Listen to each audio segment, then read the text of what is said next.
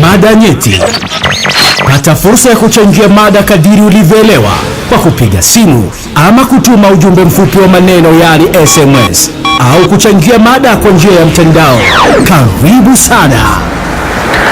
Assalamu alaikum wa rahmatullahi wa barakatuh, mtazamaji wa TV Man popote ulipo, pamoja na ule ambaye hivi sasa anatufuatilia kupitia redio pendo kabisa, nikimaanisha Radio Man, bila kumsahau mtazamaji ambaye hivi sasa yuko hadhiri katika mitandao ya kijamii YouTube kula tupata uzuri mubashara majira. Ni siku adhimu kabisa, siku ya Ijumaa, siku ambayo baraza huwa ndo tunafungasha yaliyo kwetu, lakini pia huwa tuondoki hivi, tunaondoka na kila ambacho kinakuwa ni muhimu kwa kufahamisha msikilizaji pamoja na mtazamaji. Hii imekuwa desturi, ada ama mila, na wengi wanafahamu kwamba inapotimu siku ya Ijumaa huwa tunaketi na baadhi ya viongozi wa jumuiya mbalimbali, taasisi mbalimbali, aidha zile ambazo zipo katika taasisi za shule au ambazo ziko katika nje ya shule, na mambo mengi tu ambayo tumezungumza. Kwa hiyo inadhihirisha kwamba siku ya Ijumaa tumetenga mahsusi ama maalum kabisa kwa ajili ya taasisi zetu. Hii leo tupo na taasisi gani ama jumuiya gani ama chombo gani? Kahadhiri hapo iliweza kufahamu basi na vitu vingine vitamu ambavyo hii leo tumekuandalia. Nitekasimu katika baraza mada nyeti, lakini pia naye Jaafar Mponda kama ilivada na mgeni ambaye tayari mwasili hapa. Kabla yote hatujamtambulisha, kwanza kusalimiana ndio jambo zuri, alafu mengine yanafuata uzuri. Naam, asalamu alaykum wa rahmatullahi wa barakatuh. Naam, alhabibi Abdullah. Naam sheikh, karibu. Shukran sheikh, shukran sana. Tumerejea fasaha. Harusi inaenda uzuri. Harusi sheikh inaenda uzuri, japo hikuwa ya kwangu sheikh. Mashaallah. Ilikuwa bastimeni tu. Na baraza pia nayo imebadilika. Mwanzo tulikuwa tunakalia masofa, sasa hivi tunakalia viti. Kwa hiyo baraza inaendelea pata mabadiliko katika hali ya kuiboresha. Kweli kabisa. Kwa nikiwa Dar es Salaam kule nikifuatilia kwa sasa. Na mimi siku nikakaa katika vile viti. Leo nimeketi hapa. Nilikuwa nimezoea kukaa na brother Jafari, afu mwili wake unauona mimi kidogo nilikuwa nachukua na sasa hivi mtu anakaa kwenye sasa hivi anibani sheikh. Sasa hivi anibani. Ulikuwa mpambe wa bwana harusi bwana mpambe wa bwana harusi aliyekuwa katibu mtendaji wa Damusa, brother Said Kibwana, alifanya ndoa tarehe 20 ya mwezi wa 10 mwaka huu 2019. Yule ni sahibi yangu, tumekutana miaka 10. Sina rafiki ambaye nimedumu naye kwa miaka 10. Ni yeye tu pekee. Kwa hiyo majambo kama haya yanavyokuwa yanatokea, maana yake mimi ndo mdogo wake, huwa ananishika mkono ananiambia tupite hapa tupite pale ili unikamilishie jambo langu. Kwa hiyo unajua mimi na Said Kibwana tukoje? Wewe Said Kibwana ni maswahib. Sasa inakuwaje mimi jambo lake hilo ndio nakuja kulisikia kwenye baraza hapa? Sababu la wao sio za kwangu sheikh. Mlaumu mwenyewe. Unajua unapomwona rafiki ana tabia fulani. Basi na rafiki mwenzie naye atakuwa na tabia hizo hizo. Kwa kaambukizwa. Mimi nitaona kwenye lako na wewe. Sheikh la kwangu utajulishwa. Mapema sana. Said Kibwana baraka alayka wa jamaa bainakum fi khair. Allahumma amin. Hongereni sana bwana na mwenzio, muishi kwa mapenzi ya kupendana. Kama mume au sio bwana? Yale mawaddata wa rahma patikane ndani mwe. Kabisa. Kakosa vitu vingi sana Said Kibwana, mwambie. Kakosa vitu vingi sana. Inshallah namfikishia. Na najua mwenyewe sasa hivi anasikia. Najua jambo lenyewe Amiri afwan, jambo lenyewe lina wahaka sana. Sikwambie mtu hakuna fundi wa kupigishwa goti kuozeshwa sheikh. Hata shekhe ukija kupigishwa goti kuozesha kuna kubabaika. Japo wewe ni shekhe unaozesha ukababaika. Bwana anasema brother Jafari hapa ni kweli. Yamemkushia. Shekhe alikuwa amezoea kuozesha, lakini wakati na kati analitaja jina la shekhe, analitaja jina la brother Saidi, alisema Saidi binti. Haya bwana, sasa ibada ile kweli. Mashaitani nao wakai mbali, wanakaa umo bwana. Sasa si unajua tena bana. Kwa hiyo inshallah waepushie maisha yao ya ndoa yao ya furaha kabisa. Ni mtu wetu alishaikuja kwenye baraza si zaidi ya mara moja. Kweli tumfahamu uzuri. Atwao nyumba bwana, karibu sana. Shukran sana. Kuna jambo ambalo lipo mjini sasa. Majambo yako mengi, lakini tunaangalia mambo ya msingi na ya muhimu. Ndio. Jambo hili la Miski ya Roho vipi? Nilikuwa nataka yeye aseme bwana, kuna majambo mengi ya mjini, lakini jambo ambalo liko mjini ambalo alijua yeye ni lipi? Hapo nijue kweli. Hebu twende basi, japo ni mashabiki. Vijana kule wa Dar es Salaam tuna masemo yao, habari ya mjini. Sasa hivi habari ya mjini katika jiji la Dar es Salaam ni Miski ya Roho. Miski ya Roho ambayo inatarajia kufanyika tarehe 1 ya mwezi wa 12 siku ya Jumapili katika ukumbi wa Diamond Jubilee. Tunaofahamu ukumbi wa Diamond Jubilee uko maeneo ya Upanga pale, na kongamano hili limeandaliwa na Chief, maana yake ndio habari ya mjini kwa sasa. Mimi kila ninapopita kwenye status za watu sasa hivi kwenye magrupu yale ya dini na magrupu ya soko ya dini ambayo mimi nipo, huwa naona countdown za siku kila siku. Kama sikosei hivi sasa zimebakia siku 14 tu. Maana yake asubuhi hapa nilikuwa, kabla sijaingia hapa nilikuwa nikichezea simu yangu, nilikuwa nikiona yale matangazo bado siku 14 siku 14. Nimeona pia brother Nasor Abedi ameweka si muda mrefu pia naye anaitazama Miski ya Roho namna inavyokuja. Kwa hiyo habari ya mjini hivi sasa ni Miski ya Roho. Mimi niko Morogoro, lakini tiketi yangu alhamdulillah iko Dar es Salaam. Imehifadhiwa kwa Dar es Salaam, imehifadhiwa. Kwa hiyo tarehe 28 hivi maana yake nitatiririka kuelekea Dar es Salaam kwa ajili ya kwenda kwenye Miski ya Roho. Nikajipulizia Miski ya Roho. Unajua hapa tunanukia perfume hizi za kawaida, lakini hii sasa mukhallad lakini ile miski tunaenda kunukia kule ni ya roho Sheikh. Maana yake tunaenda kujipulizia kwenye roho zetu. Sasa hivi tumejipulizia katika nguo, tukifua hizi huwa zinatoka. Lakini miski ya roho inabaki. Tukijipulizia kwenye roho Sheikh inabaki, na kitu chenyewe ni miski. Muone sasa harufu yake ilivyokuwa kali. Kwa hiyo tuwashajiisha watu, tiketi zimebaki chache. Kila tunapoona matangazo tiketi zimebaki chache. Watu wawahi nafasi hii adhim. Tusijaze tu katika maeneo mengine yasiyokuwa na faida na sisi, tukajaze pia na katika hili tupate faida iliyokuwa kubwa sana kwenye hili. Maana yake faida inakuwa kubwa. Mashehe mbalimbali kutoka nchi mbalimbali, unajua hatupata ladha zile za ndani ya nchi tu. Tuna ladha za Kenya, Uganda, Rwanda, Burundi. Maana yake hizi ni ladha mpya zinakuja ambazo hatujawahi kuzipata. Kila siku tumemzoea Sheikh Nurdin Kishki, tutamsikiza Sheikh Yusuf Abi na mashehe wengine. Maana yake kuna ladha mpya tutaipata, na akili ya mwanadamu namna ilivyo huwa inafurahika zaidi ikipata kitu kipya. Unajua Sheikh Nurdin tumezoea kumsikia mara kwa mara, lakini Sheikh Yusuf Abi tumezoea kumsikia kwenye video nini, lakini siku atakuwa mubashara. Kwa ile ladha ile anayotoa pale Sheikh tunaipata mubashara. Mashaallah. Kwa hiyo tuwashajiisha watu wawahi tiketi zao, tuwahi kwenda huko inshallah. Amiri, tunaambiwa tunazibaki siku 16. Ndio. Shukrani sana Muhammad Rumanga ambaye ni mtaalamu wa kuhesabu hizo siku 16. Mtaalamu vikokotoo. Sio vikokoto. Vikokotoo. Hivi vikokoto ni nini Sheikh? Ujui Sheikh, mambo ya baraka hayo utakuta siku moja. Mambo mazito. Siku Sheikh uombe ukute vikokoto. Basi inshallah. Msikilizaji, ana mambo ya Miski ya Roho, baada kidogo tunatazidi kuyazungumza haya mambo ya Miski ya Roho kwa sababu ndio mambo yetu. Hii leo tupo na jumuiya ya wanafunzi wa Kiislamu wanaosoma shule za sekondari katika jiji la Dar es Salaam. Mtu mmoja akaniambia kwa Dar es Salaam nauli kizidi 400 basi uko nje ya Dar. Sheikh, jiji lile nauli kizidi 400 inawezekana uko nje ya Dar. Inawezekana kuwezekana, maana kuna kuwezekana kwa aina zote mbili. Inawezekana ikawa au inawezekana isiwe. Kutoka Kariakoo mpaka Mbande shilingi ngapi? Kutoka Kariakoo mpaka Mbande kama nitakuwa sijakosea nauli ni 600. Kama imezidi sana ni 750. Okay, mpaka Kisewe 800. 800. Kwa nje. Bali Sheikh, nje ya Dar. Nauli ya 800 Sheikh ni nje ya Dar hiyo. Unajua nauli ya 800 kipindi hicho tulikuwa tunalipa Ubungo Kibaha. Ilikuwa imezidi 200. Na tunafahamu Kibaha kule ni mkoa wa Pwani. Kuna kheri kubwa sana. Kuna kheri kubwa na watu wa kule Mbande pia watakuwa katika Miski ya Roho kule, watadamka mapema sana kwenye saa 10 hivi. Alafu uzuri, unajua sasa hivi jiji la Dar es Salaam katika kitu ambacho kimenishangaza nilivyorudi likizo ni uwepesi wa usafiri. Yaani unaweza ukawa Kariakoo ukaenda Mbande moja kwa moja, unaweza ukawa Kariakoo ukaenda Vikindu moja kwa moja, unaweza ukawa Kariakoo ukaenda Tegeta moja kwa moja, unaweza ukawa Kariakoo ukafika Segerea Bonyokwa huko moja kwa moja kwa nauli ya 600. Sasa sisi tunaoishi katika jiji la Dar es Salaam tukiwa maeneo ya Kariakoo tunajua tukatize wapi mpaka tufike Diamond Jubilee kwa miguu. Tukatiza Faya, maana yake tunashuka katika shule zile za sekondari za Azania na Jangwani, tukizunguka tu tuko Diamond Jubilee. Jubilee. Kwa hiyo maana yake watu waje wasiofia usafiri. Usafiri ni rahisi sana sasa hivi katika jiji la Dar es Salaam. Rahisi sana.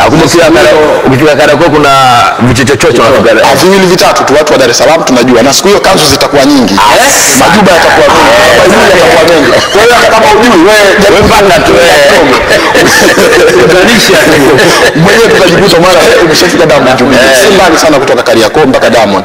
Imezidi sana kwa mwendo wa vijana ni dakika 10-15. Wazee hao kwa kujikokota kwao imezidi sana ni nusu saa. Na mtu ambaye ananyama kama Jafari, Brother Jafari ni mtu wa mazoezi huyo. Kwa hiyo inawezekana yeye dakika 10 tu akapaki gari mjini pale, akasema mimi siendi na gari huko leo. Dakika 10 tu amefika Diamond Jubilee. Sheikh umetoa tabasamu. Nashukuru umesema nina nyama. Jamaa akasema nina nyama. Sina minyama. Umeona kuna nyama ndogo ambazo hizo zinatengeneza shape ya mwili. Kuna nyama nini? Minyama. Zile ndogo unasemaje? Zinatengeneza shape. Kuna mmoja Sheikh Zuberi Bizimbana. Ndio. Akaja ule mtu ukaja mdogo. So turudi sasa katika Damusa ambao ni jumuiya ya wanafunzi wa Kiislamu wanaosoma katika shule za sekondari katika jiji la Dar es Salaam, mkoa wa Dar es Salaam. Tupo na mjumbe anaitwa Twau Nyumba. Tusaidie kwanza hii Damusa ikoje, japo tumeeleza hapa historia yake na vitu gani ambavyo vipo ndani ya Damusa. Sawa, shukrani brother Limo. Damusa hii kama ulivyotangulia kusema, kwa lugha ya Kiswahili tunasema ni jumuiya ya wanafunzi wa Kiislamu wanaosoma shule za sekondari za mkoa wa Dar es Salaam. Ufinyanzi wake Damusa. Ufinyanzi huu umetokana na maneno ya Kiingereza yanayosomeka Dar es Salaam Muslim Student of Secondary School Association, kwa kifupi ni Damusa. Hii ni jumuiya ambayo inajishughulisha na kuwaunganisha wanafunzi wa Kiislamu wanaosoma katika shule za sekondari za mkoa wa Dar es Salaam kuanzia kidato cha kwanza mpaka kidato cha 6. Kwa hiyo jumuiya hii inawaunganisha kuwa kama sehemu moja ambayo wanaweza kukutana na kujadili mambo mbalimbali yanayowahusu wao kama wanafunzi, lakini pia wao kama Waislamu. Kwa hiyo hii ndio Damusa kwa ufupi. Sawa. Labda historia kidogo tuweze kuifahamu. Ilianzia wapi na ilikuwaje ikaanza na nini? Sawa, kila kitu kina historia yake katika maisha haya ya kiulimwengu. Damusa pia nayo kama taasisi maana yake ina historia yake. Damusa imeanzishwa kwenye miaka ya 1000 huko na 800 kurudi nyuma kidogo, 1980 kurudi nyuma kidogo hivyo. Lakini ilipofika mwaka 1992 Damusa ikapata usajili chini ya Baraza Kuu, taasisi kuu na jumuiya za Kiislamu nchini. Usajili namba 8 ambao unaunda ile jumuiya kuu. Na Damusa kama taasisi ilianzishwa kipindi hicho mkoa wa Dar es Salaam ukiwa na jumla ya shule zisizopungua 5, kwa maana ya shule ya Jangwani, Kibasila, Azania, Benjamin Mkapa na Zanaki. 5 tu. Na wakati inaanza maana yake ilianza kwa jina la Azajangwa, kwa maana ya wanafunzi wanaosoma Azania na Jangwani walitengeneza huu umoja kwa lengo la kutengeneza mashirikiano wao kama Waislamu.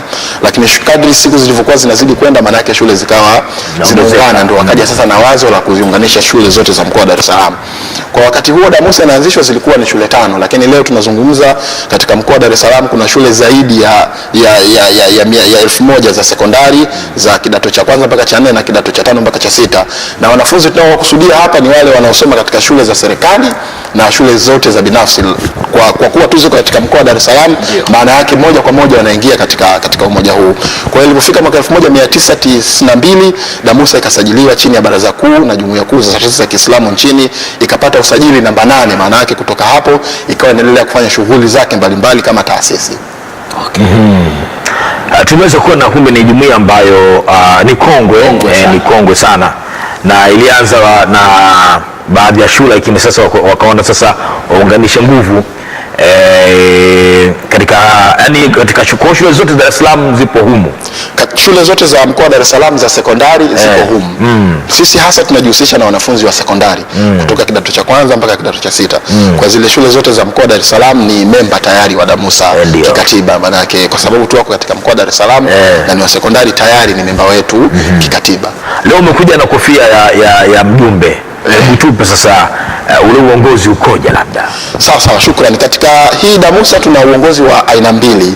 Tuna uongozi wa viongozi wa watendaji, lakini pia tuna uongozi wa secretariat ya Damusa.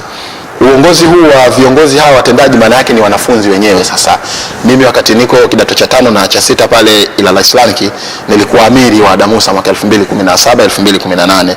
Kwa hiyo maana yake kuna viongozi watendaji ambao wao wanatoka katika mashule moja kwa moja, na viongozi hawa mara nyingi huwa wanateuliwa baada ya hawa watu wa uongozi wa juu kukaa kufikiria kuona nani anaweza kufaa, basi ndo anamuweka katika zile nafasi ili kuongoza hili gurudumu.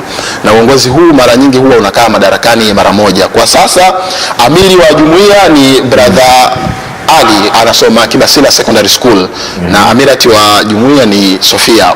Katika hii serikali ya wanafunzi uongozi umegawanyika sehemu mbili. Wa juu kabisa ni amiri wa jumuiya, anafuatiwa na naibu amiri na katibu. Baada ya hapo kutakuwa kuna idara ya uchumi, idara ya taaluma na dawa na idara ya habari. Alafu kwa wanawake tunasema kwamba ni idara maalum ya wasichana, inaongozwa na amirati, naibu amirati, katibati na amirati habari, amirati uchumi, amirati tabia njema, taaluma tabia njema na dawa. Kwa hiyo huu ndio uongozi wa watendaji. Lakini tuna uongozi sasa wa secretariat ya DAMUSA. Uongozi wa secretariat ya DAMUSA unaongozwa na amiri wa secretariat ya DAMUSA. Kwa sasa ni brother Juma Dadi, Abu Nuwaifa Juma Dadi, akisaidiwa na katibu mtendaji brother Yahya Muhammadi, lakini wanaye mweka hazina ni muhasibu wa jumuiya na wajumbe wengine kama sisi hapa. Lakini pia vile kuna amirati wa secretariat ya DAMUSA ikiongozwa na ukhti Yumna Sultani Rubaiya, akisaidiana na katibati wake ukhti Mwantum Taratibu, na mweka hazina wao ni dada Salha Mpendu. Kwa hiyo hii ndio system ya uongozi. Sasa hawa secretariat maana yake ni kuwasaidia hawa viongozi watendaji pindi wao watakapokuwa katika utendaji wa majukumu yao ya kishule, basi zile program na shughuli nyingine za kidamusa ambazo zinahitaji kutendewa kazi ziweze kutendewa kazi. Na hawa secretariat ndio walezi sasa wa hawa wa chini, kuwaelekeza kwamba hapa unatakiwa ufanye hivi, hapa ufanye vile. Kwa hiyo tukichukua hiki na hiki tukichanganya, tunaweza wakapata hiki na kufikia malengo ambayo tumekusudia kuyafanya. Umesema kuna uongozi wa aina mbili. Kuna hao ambao wanasoma na hii secretariat ambayo hawasomi hizi shule za sekondari kama nyinyi ambao msomi sekondari mnaendelea majukumu mengine. Sasa nyinyi mnapatikana vipi? Kwamba awali mlikuwa huku DAMUSA katika shule za sekondari, ndio baadaye mnakuwa una sifa ya kuwa katika uongozi mwingine wa secretariat, ama inakuwaje? Katika hali ya namna hiyo, maana yake ni kwamba viongozi wanaokuja katika secretariat ya DAMUSA ni wale ambao walipata kuwa viongozi watendaji katika jumuiya hii kwa namna moja au nyingine. Unajua system hizi ili ziende vizuri zinahitaji watu ambao walipita kwenye system kuanzia mwanzo mpaka mwisho. Kwa hiyo tukiwa wanafunzi kipindi kile tulikuwa tunajifunza namna ambavyo brothers wanatuongoza. Kwa hiyo wakati unavyozidi kwenda, maana yake brothers wale wanakuwa na majukumu zaidi. Kwa hiyo wakati wao wanakuwa na majukumu zaidi, sisi ndio wanatuachia tufanye. Na kadri sisi tunavyozidi kwenda, maana yake pia tutaingia katika hali za namna hiyo. Kwa mfano, kabla ya kuwa brother Juma Dadi kuwa amiri wa secretariat, aliyokuwa amiri wa secretariat alikuwa ni Dr. Idi Simba, ni daktari yuko Gairo, alikuwa akifanya majukumu yake. Maana yake baada ya kuona majukumu ya daktari yamemzidi, anasimika sasa madaraka kwa mtu mwingine, anasaidiana naye kwa kumwelekeza kwamba hapo unatakiwa ufanye hivi, hapo unatakiwa ufanye hivi. Kwa hiyo Dr. Idi Simba bado yupo Gairo? Dr. Idi Simba mpaka mara ya mwisho na wasiliana naye alikuwa yuko Gairo, lakini kwa sasa sijajua. Na kwa kuwa hakuna taarifa zozote katika system yetu, maana yake tunaamini bado atakuwa huko Gairo. Ndio. Sasa ni mtu muhimu huyu kwa upande wetu hapa. Asante sana. Pengine tumeiona DAMUSA tangu miaka ya 80 huko mpaka sasa. Sina shaka watakuwa wamepita watu wengi potential hapo. Tunaweza kujua japo baadhi yao ili tuweze kuiona DAMUSA hii ambayo tunaizungumza ni DAMUSA ambayo wamepita watu wana mchango katika nchi, lakini pia vile kwa kuwa waliunda ama walikuwa wanajumuia wa DAMUSA, watakuwa na mchango katika dini pia.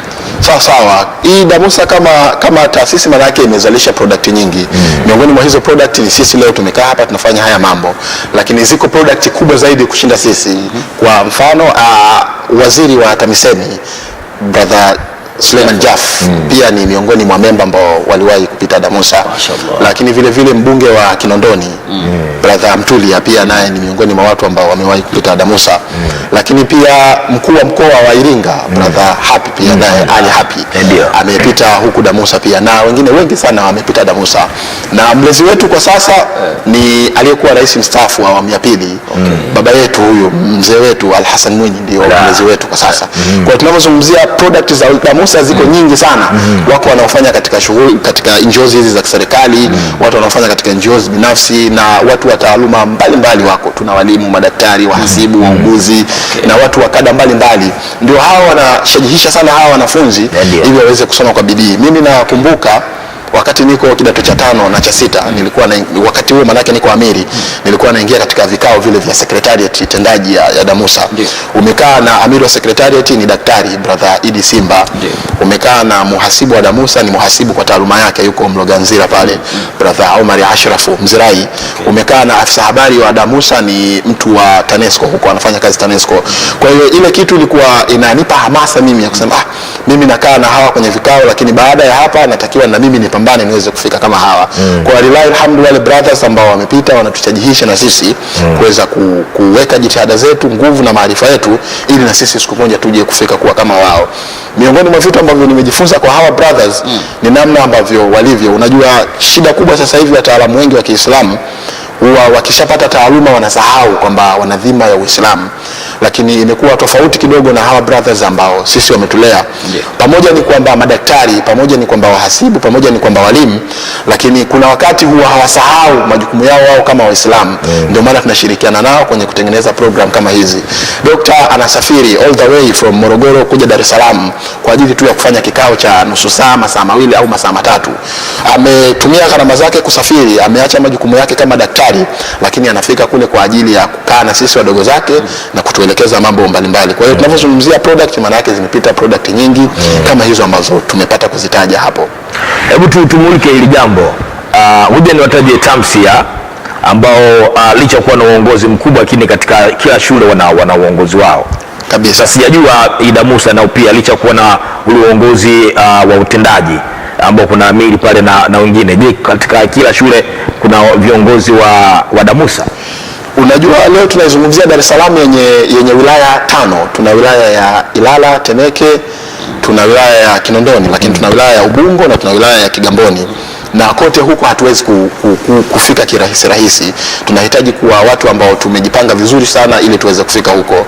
Tumeeleza hapa katika historia, tunazungumza Damusa ilikuwa ni ya shule 5, lakini leo mkoa wa Dar es Salaam una zaidi ya shule 1000. Kwa hilo swala lipo, tumegawa zone. Maana sisi tunafanya kazi zetu kwa zone. Tunasema tuna zone ya City Center pale katikati ya mji. Kwa maana zile shule zilizokuwa katikati ya mji pale tunaye amiri wetu na tunaye amirati wetu na katibu wetu. Manake zile shughuli zetu za Kidamusa zote ambazo zinahitaji kuwafikia watu wa City Center, wao wanatu organize. Tuna zoni ya Kigamboni, tuna zoni ya huku Tabata, tuna zoni ya kule Kimara, tuna zoni ya kule Tegeta. Kwa hiyo swala hili lipo, tumejipanga kwa zoni na kila shule tunahakikisha inatoa mwakilishi. Kwa hiyo zinapokuja taarifa kwenye structure ile ya uongozi, tutaanzia kwenye kikao kikubwa cha uongozi wa utendaji. Baada ya hapo amiri atatoa taarifa kwa maafisa habari. Maafisa habari wataita kikao cha wale wajumbe wa zoni. Wale wajumbe wa zoni watakuja katika kikao, watafikishiwa taarifa ambazo amiri ametaka zitendewe kazi. Baada ya hapo wao wanawajibu sasa kwenda kufikisha katika zile shule ambazo zipo katika zoni zao. Na Jafar, ndio tunaiona Damusa, lakini ukaitaja pia TAMSIA. Si wakati wake pengine kuizungumzia TAMSIA kwa sababu tuko na Damusa, lakini hakuna mgongano wa kiutendaji kwa sababu TAMSIA nayo iko karibu na wanafunzi, japokuwa kule kuna youth kabisa. Kwanza ni kutoa wasiwasi, hakuna uoga wa kuitaja. TAMSIA ni brothers wetu, maana yake wao wanafanya kazi taifa nzima. Kwa hiyo sisi tu tumejituni katika mkoa wa Dar es Salaam, lakini wao wanafanya kazi taifa zima. Lakini wao wana vitu viwili, wana student na wana youth.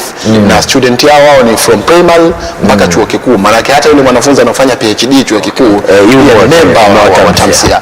Kwenye mgongano wa kimajukumu kiutendaji, huwa sisi tunasema kwamba hatuna shida na hilo. Kila mtu atende, kwa sababu sote tunatenda kwa lengo la kuwasaidia vijana. Kwa hiyo sisi tunavyokuwa tumeandaa program na TAMSA imeandaa program, tunashirikiana. Kwa mfano nilipokuwa Dar es Salaam majuzi hapa, nilipata kuhudhuria kikao. Wakati tunaendesha kikao cha Damusa, brother Juma Dadi, amiri wa secretariat ya Damusa, alisema kwamba Damusa tumepokea mwaliko wa kuhudhuria tournament hizi za vijana ambazo zimeandaliwa na TAMSA. Maana yake sisi kama Damusa tuliletewa barua rasmi tuweze kuhudhuria. Maana yake yale mahusiano yetu ni mazuri moja kwa moja. Wakati mimi niko amiri pale, aliyokuwa amiri wa mkoa kipindi hicho Damusa ni brother Hashim Mnubi, na alinitafuta, tulitafutana na tukawa tunashirikiana. Wakati mimi naratibu mambo yangu kama Damusa, nilikuwa nikimfikishia brother Hashim Mnubi, na jambo langu hili kimkoa, hebu nisaidie. Na yeye kama amiri wa mkoa Dar es Salaam alipokuwa akipata majambo yake, pia alikuwa akiniambia, brother, kuna hili, hebu tuangalie namna gani tunaweza kufanya. Kwa hiyo tulikuwa tunabadilishana mawazo. Kikubwa ni tunachotaka sisi ni hili gurudumu la maendeleo ya vijana wa Kiislamu liweze kutoka hapa lilipo ili kwenda kule ambapo sisi tunawahitaji. Unajua leo tumekuwa tunalia sana Waislamu, tuna wataalamu wachache, lakini kiukweli hatuna wataalamu wachache, isipokuwa tu tuna wataalamu wengi ambao hawakupata yale malezi imara ya kidini kutoka katika familia zao na jamii zinazowazunguka. Ndio maana leo hii yuko sehemu mtu lakini ni mwizi, wanasema watakatishaji fedha. Yuko sehemu mtu ni Muislamu, lakini namna ambavyo anaendesha mambo yake ni vurugu tu, haieleweki. Kwa hiyo sisi kazi yetu maana yake tunakumbushana kwamba pamoja ni hivi, lakini pia tunataka tuwe hivi kwa rehema na radhi zake Allah ili iwe vizuri. Asante. Wakati wa uongozi wa kina Saidi Mnyagatwa, Saidi Kibwana pamoja na Hussein Mnyagatwa walikuja hapa na tukafanya nao program kama Damusa, na ikaonekana kuna hitajio sana la Damusa kufika mikoani. Sasa hili likoje? Hamjawahi kukutana na changamoto hizo na mnalifikiriaje? Kwa sababu inawezekana kabisa kwa huduma ambazo mnawapatia wanafunzi wa Dar es Salaam zinatamaniwa ama na mikoa mingine. Sawa, hilo ni miongoni mwa swali ambalo huwa kweli tunakutana nalo mara kwa mara kwenye baraza hapa na madanyeti. Mara nyingi tukifika hapa Damusa huwa tunakutana nalo kuhusiana na kuendeleza hii program katika mikoa mingine. Kwanza brother Jafari na Limo, katika ule mkoa wa Dar es Salaam pia hatujafika maeneo yote. Tunajitahidi sana kupambana tuweze kufika kila maeneo ya mkoa ule wa Dar es Salaam. Tangu mwaka 1980 huko mpaka leo bwana, hii hamjafika Mbande Sheikh? Najua kila siku shule zinatengenezwa na kila siku mazingira yanabadilika. Wakati huo Dar es Salaam ilikuwa na wilaya 3. Sasa hivi tunazungumza Dar es Salaam yenye wilaya 5. Tunazungumza Dar es Salaam iliyokuwa na shule 5, tunazungumza Dar es Salaam yenye shule zaidi ya 1000. Mimi niliwahi kufika sehemu moja inaitwa Nyeburu huko. Unapanda gari mpaka Miniu huko Chanika. Baada ya hapo kutokomea huko iliko shule ni zaidi ya kilomita 15.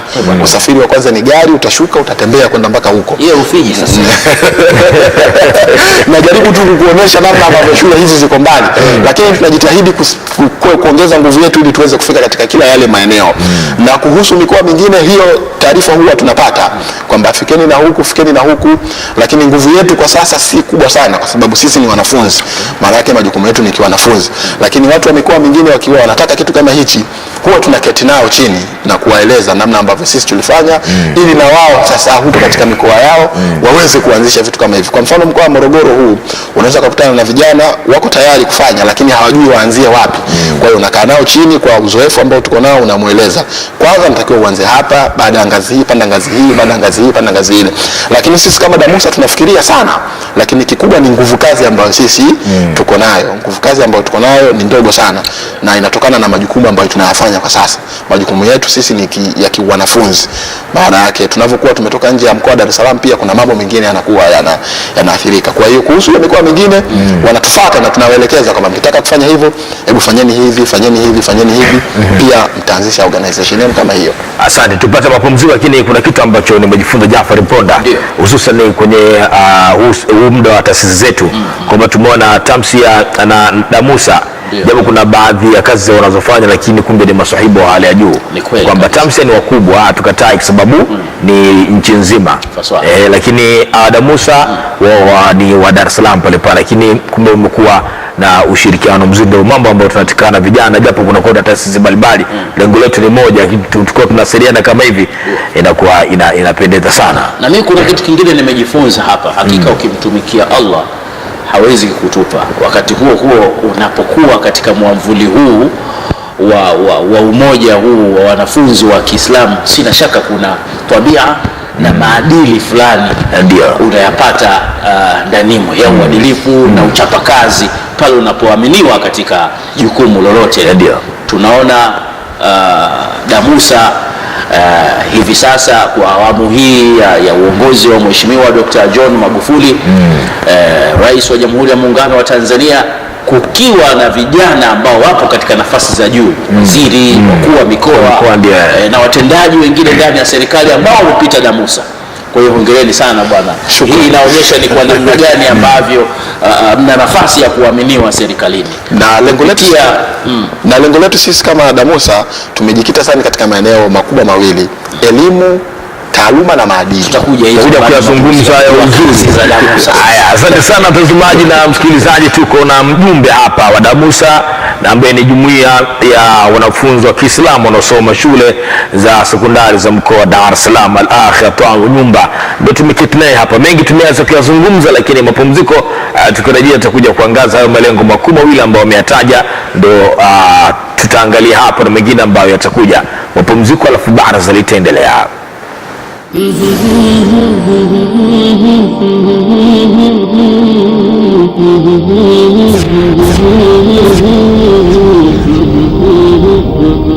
TV Iman Tanzania, elimu bila mipaka.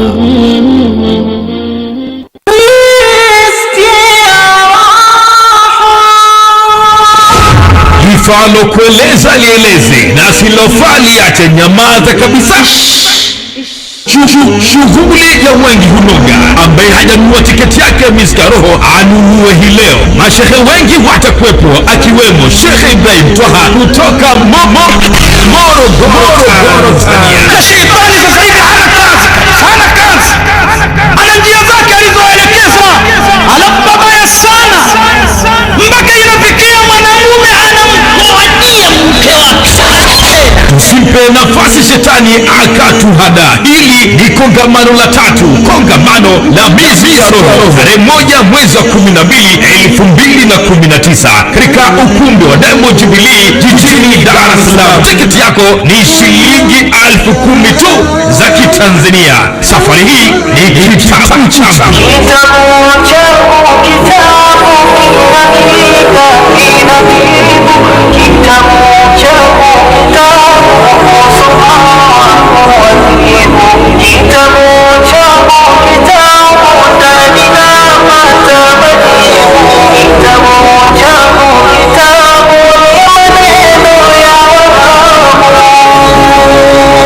Kama mioyo yetu ingekuwa safi, tusingechoka kuisoma Qur'ani. Miska Roho. Unaweza kununua tiketi za kongamano la 3 la Miska Roho Afrika Mashariki kupitia njia za simu kama ifuatavyo: tuma hela kwenda Tigo Pesa kupitia simu namba 0718000433. M-Pesa tuma pesa kwenda simu namba 0742877775. Hakikisha jina ni Taji Muhammad Shaaban, kisha tuma ujumbe mfupi kwenda namba mojawapo. Andika jina lako, namba yako ya simu, barua pepe kama unayo. Baada ya hapo utapokea ujumbe mfupi wa namba yako ya ticket. Zingatia, tunza ujumbe wako mpaka siku ya kongamano. Kumbuka, ticket ni shilingi 10,000 tu.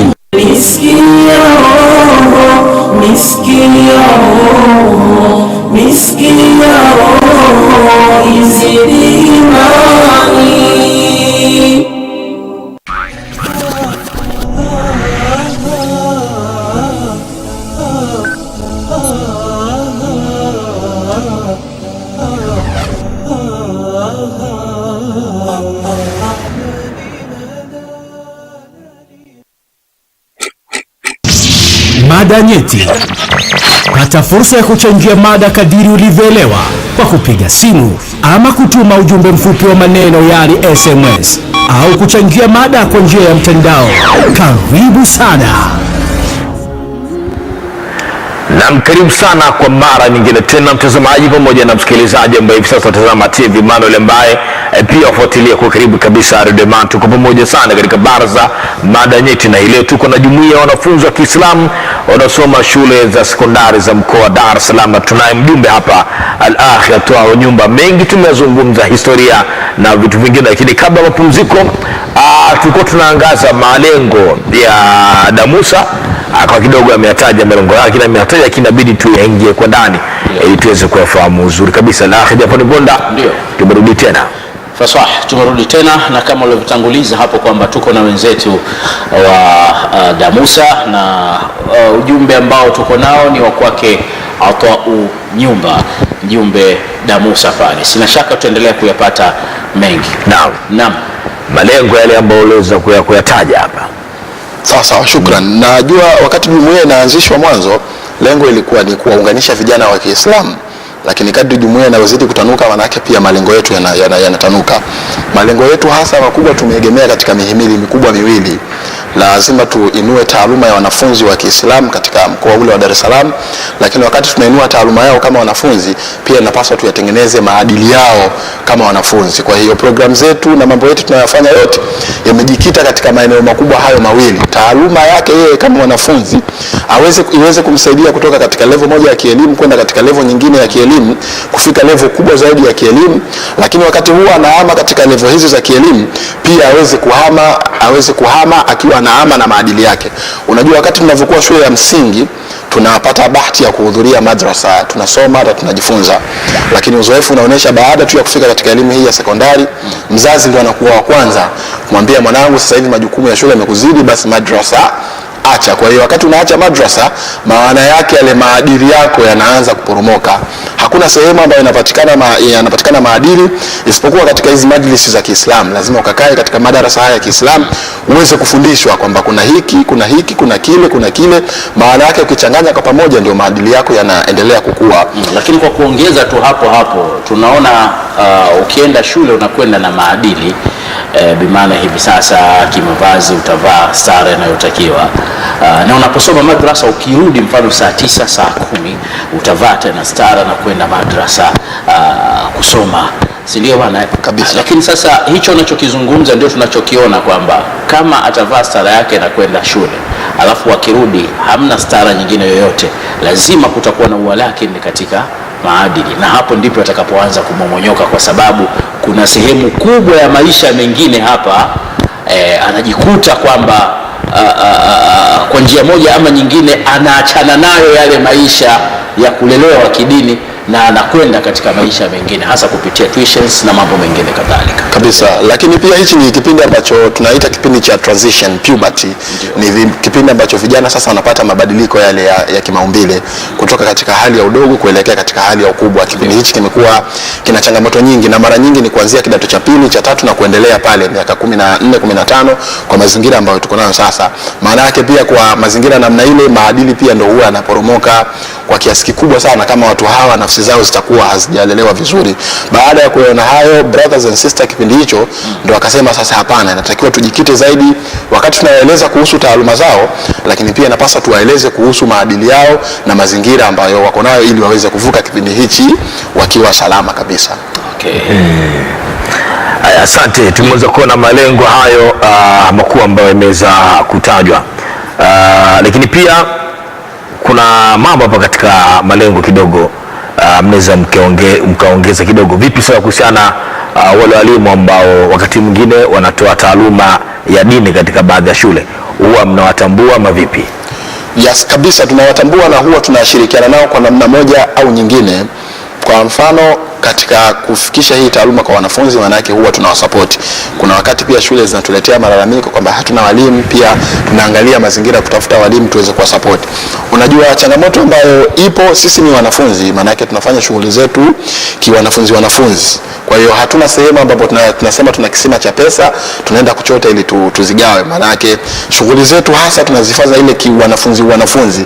Yaani mimi mwanafunzi nina 100 na 100 yako wewe, tuiunganishe 200 tukanunue chaki tusome. tusome, 100 na 100 yako wewe tuunganishe, tukanunue kitabu tusome. Kuna changamoto kubwa sana ya upatikanaji wa walimu hawa wanaofundisha masomo haya ya Islamic knowledge katika haya mashule, lakini huwa tunapambana kujitahidi ili kuona namna gani tunaweza tukasaidia. Kuna wakati sisi wenyewe sasa tunaamua kuingia pia kwenda kuweza kuwafundisha hawa vijana, kwa sababu tushakuwa trendy, tuna train ile na tunajua nini kinatakiwa kufanya. Maana yake kwa namna moja au nyingine pia sisi kama wanafunzi tunaenda sasa kuingia moja kwa moja kuwasaidia hawa wadogo zetu. Kwa hiyo hawa wanafunzi, hawa walimu huwa tunashirikiana nao moja kwa moja. Nakumbuka wakati wangu mimi tulifanya zaidi ya vikao 3 na walimu hawa wanaofundisha maarifa ya Uislamu katika mkoa ule wa Dar es Salaam, katika kueleza mipango na namna gani tunaweza tukafanya mambo yetu ili kuweza kutoa taaluma hii kwa wanafunzi. Mtihani huu wa kidato cha 4 huwa tunausisitiza pia ufanywe kwa wanafunzi hawa wa maarifa ya Uislamu. Unajua brothers wamepigana ili mtihani huu uweze kupatikana.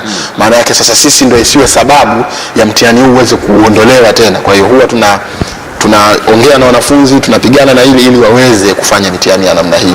Watafanyaje? Lazima sasa wao wamesoma ili waweze kwenda kufanya hii mitihani yao. Okay, naweza kusema hiyo ni miongoni mwa kazi za DAMUSA. Zipi kazi nyingine kama DAMUSA ambazo nazifanya kwa kipindi cha mwaka mzima wa elimu? Sawa, shukrani brother Jafari. Sisi kama DAMUSA tunafanya program nyingi sana kama taasisi, lakini mara nyingi huwa tuna program zetu kubwa zisizozidi 7 ambazo kila mwaka tunahakikisha kwamba tunazifanya. Sisi kama jumuiya tunaona faida yake namna gani zinaweza zikatusaidia. Program ya kwanza ambayo huwa tunaifanya, tuna program inaitwa Welcome Form 1, karibu kidato cha kwanza. Karibu kidato cha kwanza yetu hii sisi ni tofauti na Welcome Form 1 nyingine yote ambayo unaifahamu. Sisi sote ni mashahidi tulivyokuwa kidato cha kwanza. Shule inatupokea kwa Welcome Form 1 kwa kutufungia mziki, siku hiyo tukacheza siku nzima, baada ya hapo tukarudi majumbani kwetu. Lakini program ya Welcome Form yetu sisi ni tofauti. Sisi tumeita kwa jina la Welcome Form 1, lakini ambacho tunaenda kufanya pale ni kutoa seminar kwa wanafunzi hawa wanaoanza kidato chao cha kwanza. Unajua elimu ya shule ya msingi ni tofauti kidogo na elimu ya sekondari kwa mazingira yote kabisa. Kwanza lugha inayofundishiwa. Shule ya msingi tunasoma kwa lugha ya Kiswahili, kule tunaenda kusoma lugha ya Kiingereza. Idadi ya masomo. Kule tulisoma sayansi kama somo moja, tunaenda O level tunakuta masomo ya sayansi yamegawanyika katika sehemu zilizopungua 4 mpaka 5, kwa maana ya chemistry, biology, physics, geography na hesabu. Kule tulikuwa tunazisoma kama sehemu moja ya somo moja, lakini huku zimegawanyika. Kwa hiyo kikubwa ambacho tunakifanya, huwa tunaratibu hii program inafanyika mwezi wa 3 kila mwaka, na eneo letu ambalo tumezoea kufanya ni katika msikiti wa Kichangani. Unajua msikiti wa Kichangani ni mkubwa kidogo. Mkikaa pale, nakumbuka mwaka jana tu peke yake tulikuwa na washiriki mwaka huu tulikuwa na washiriki wasiozidi 1600 wanafunzi kutoka katika shule mbalimbali za mkoa wa Dar es Salaam.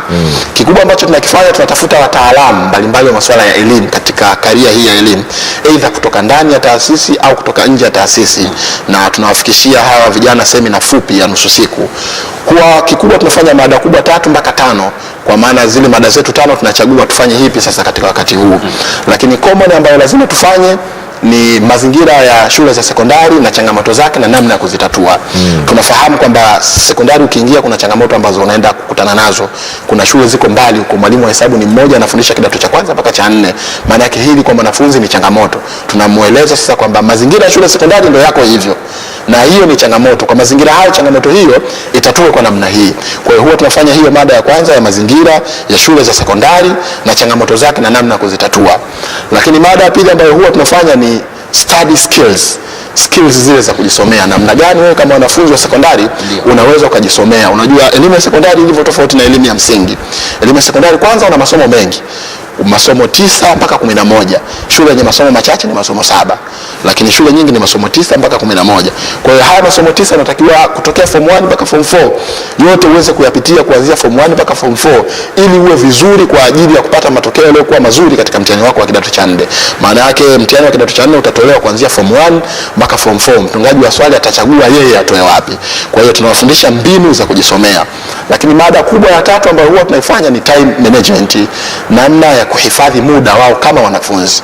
Kwa sababu unatolea mfano, mwanafunzi anakaa maeneo ya Chanika anasoma Buguruni, au mwanafunzi anakaa maeneo ya Buguruni anasoma Chanika. Namna gani anaweza kumanage muda wake ili kile kitu kiende sawa? Dar es Salaam ilikuwa na shida ya usafiri nyuma kidogo.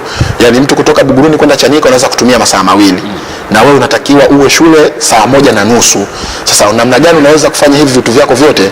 Pia huwa tunafikisha mada hii ya study ya time management. Baada ya program hiyo, program nyingine ambayo tunaifanya ni seminar ya uongozi. Tunatambua fika kabisa katika shule zao wanajumuiya mbalimbali wao kama wanafunzi ambazo zinawaongoza ili kuunganisha ule umoja wao kama Waislamu. Sasa changamoto ambayo inatokea kule, anaweza akachaguliwa mtu kwa sababu tu ana kiraa kizuri. Inaweza akachaguliwa mtu tu kwa sababu anaonekana kila siku amevaa juba. Inawezekana akachaguliwa mtu kwa sababu kila siku tunamuona msikitini, lakini yale maarifa ya uongozi hana. Kwa hiyo tunawaita, tunakaa nao kwa siku zisizopungua 5 na kuwafikishia sasa seminar na skills mbalimbali zinahusiana na masuala ya kiuongozi. Baada ya hapo huwa tunafanya kitu kimoja kinaitwa kongamano la hijabu. Hijabu Day. Tunaita Hijabu Day sio kwa maana ndio tunawashajisha watu wavae hijabu siku hiyo tu. Hapana, tunawaita kwa lengo la kuwakumbusha ni ipi hijabu ya kisheria na namna gani hijabu yao inatakiwa iwe. Mwaka huu kongamano hilo lilifanyika mwezi wa 9 katika ukumbi wa Duse pale chuo kikuu cha ualimu cha shirika cha ualimu pale Duse. Nilialikwa bwana, kwa bahati tu mambo yalibana kidogo. Yes, nilipata hizo taarifa kwamba umealikwa, lakini kwa bahati majukumu yakawa yamebanwa. Lakini tulistafidi, tulikuwa na Sheikh Nudini na Abu Thaqib walikuwepo pale, kwa pamoja wakatupa ladha, tukafurahi na lengo letu likawa limefika mbele. Kwa hiyo hili tunafanya, lengo hasa ni kuwazindua hawa dada zetu. Unajua tunakuwa tunastaajabu sana. Unajua hijabu za sasa, mtu anavaa hijabu afu kuna kitu ndani na kita kikofia anavaa. Sasa mtu amevaa hijabu lakini amevaa kikofia juu, hijabu kaipachika inaning'inia kutoka katika mabega kuja chini. Maana yake eneo la kichwa limefunikwa na kile kidude tu cha kiskafu kinaitwa, lakini masikio nini kila kitu kiko wazi.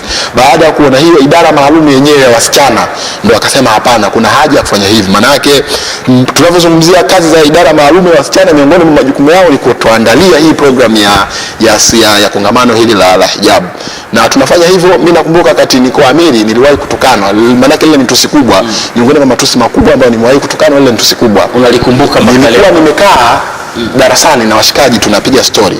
Akaja rafiki yangu mmoja akaniambia, kwani wewe ndo amiri wa Damusa? Nikamwambia ndio. Basi wewe shemeji yangu. Nikamuuliza, shemeji unatoka wapi? Mimi na dada wawili, mmoja nimeozesha, mmoja yuko nyumbani. Au shemeji nawe mimi tumetoka wapi? Kuna kabinti kamoja huko mtaani nimekavua hijabu yake, hakana thamani tena. Kwa hiyo baada ya kuona hilo, maana yake tunapambana sasa kuweza kunusuru hali hii.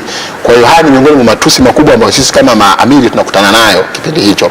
Kwa hiyo baada ya kuona hii tukasema hapana, sasa kuna haja ya kuwazindua hawa watu na kupigana kuwakumbusha kwamba wao kama vijana wa Kiislamu wa kike inatakiwa waishi katika stara yao. Stara yao ndio kitu cha muhimu zaidi. Baada ya hapo kuna kitu kimoja tunakiita Damusa Study Skills Mentorship Program. Hii ni program ambayo tunafanya kwa wanafunzi wote sasa wakiwa mashuleni. Lengo ni kuwafundisha skills za kusoma na mentorship, kuwa guide, kuwakumbusha, ni ile hali ya kuwakumbusha kila mara kwamba huko hapa baada ya miaka 4 utaondoka. Wajibu wako ni kusoma kwa juhudi zako zote ili uweze kufanikiwa kutoka hapa kwenda kwingine. Na program ya mwisho kubwa ambayo huwa tunaifanya kabla ya hiyo, kwanza pia huwa tunafanya mashindano ya kusoma na kuhifadhi Qur'an. Ndio. Unajua tukifika sekondari vijana wengi huwa wanajisahau kuhusu kuhifadhi Qur'an. Sasa huwa tunafanya ili kutiana hamasa. Mtu unamuona kijana mwenzako form 6, form 5, form 2, form 4 ana juzuu 30 kichwani, maana yake na wewe pia utaingia hamasa ya kuweza kuhifadhi. Lakini baada ya hapo huwa tunafanya sasa program ya seminar na kambi. Kila mwaka mwezi wa 12 tunatafuta eneo kwa siku zisizopungua 10, tunaenda kufanya program hii ya seminar na kambi. Kwa hiyo sisi tunaitumia kama program ya seminar na kambi, lakini pia tunaitumia kama mkutano mkuu wa mwaka, lakini pia huwa tunaitumia kama sehemu ya cream sasa ya kupata uongozi ambao unaenda kuongoza katika mwaka unaofuatia. Hii sehemu sasa, hebu tuichoshe ya seminar na kambi inakuwaje? Na hebu tuichoshe vizuri sasa, maana wakati mwingine mzazi akisikia kambi ndio kupata shaka, kambi tena jamani. Nasema vipi? Nasema imepita. Huwezi kurudia tena. Ndio, katika program zetu kubwa zaidi ni hii program ya seminar na kambi ambayo tunaifanya kila mwaka mwezi wa 12. Kile kipindi ambacho wanafunzi wanakuwa wako likizo, tunatafuta eneo katika maeneo yale ya pembezoni ya mkoa wa Dar es Salaam, tunaenda kuketi kwa siku zisizopungua 10 mpaka 11 na kupeana mambo mbalimbali sisi kama wanafunzi. Na mambo yetu yanaegemea katika ule muhimili wetu. taaluma na maadili.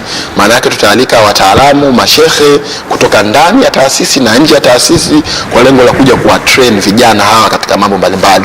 Na kwa nini tumeita semina na kambi? Maana yake haya ni maneno mawili tofauti. Tuna semina na tuna kambi. Lazima watu watambue nini maana ya semina na nini maana ya kambi. Semina ni utaratibu maalum ambao watu wanakutana mahali kwa ajili ya kufikishiana jambo fulani.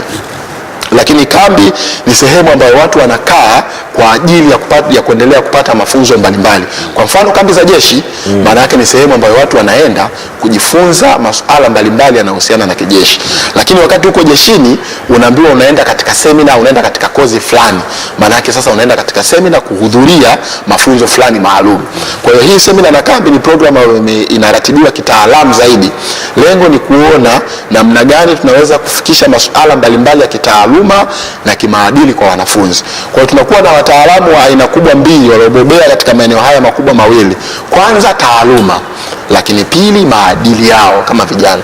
Tunawaita mashehe. Nakumbuka wakati mimi kwa amiri tuliwahi kumuita Sheikh Nuruddin Muhammad Kishki pale, alikuja akatoa maada ya stara ya umuhimu wa kuwaheshimu wazazi wawili.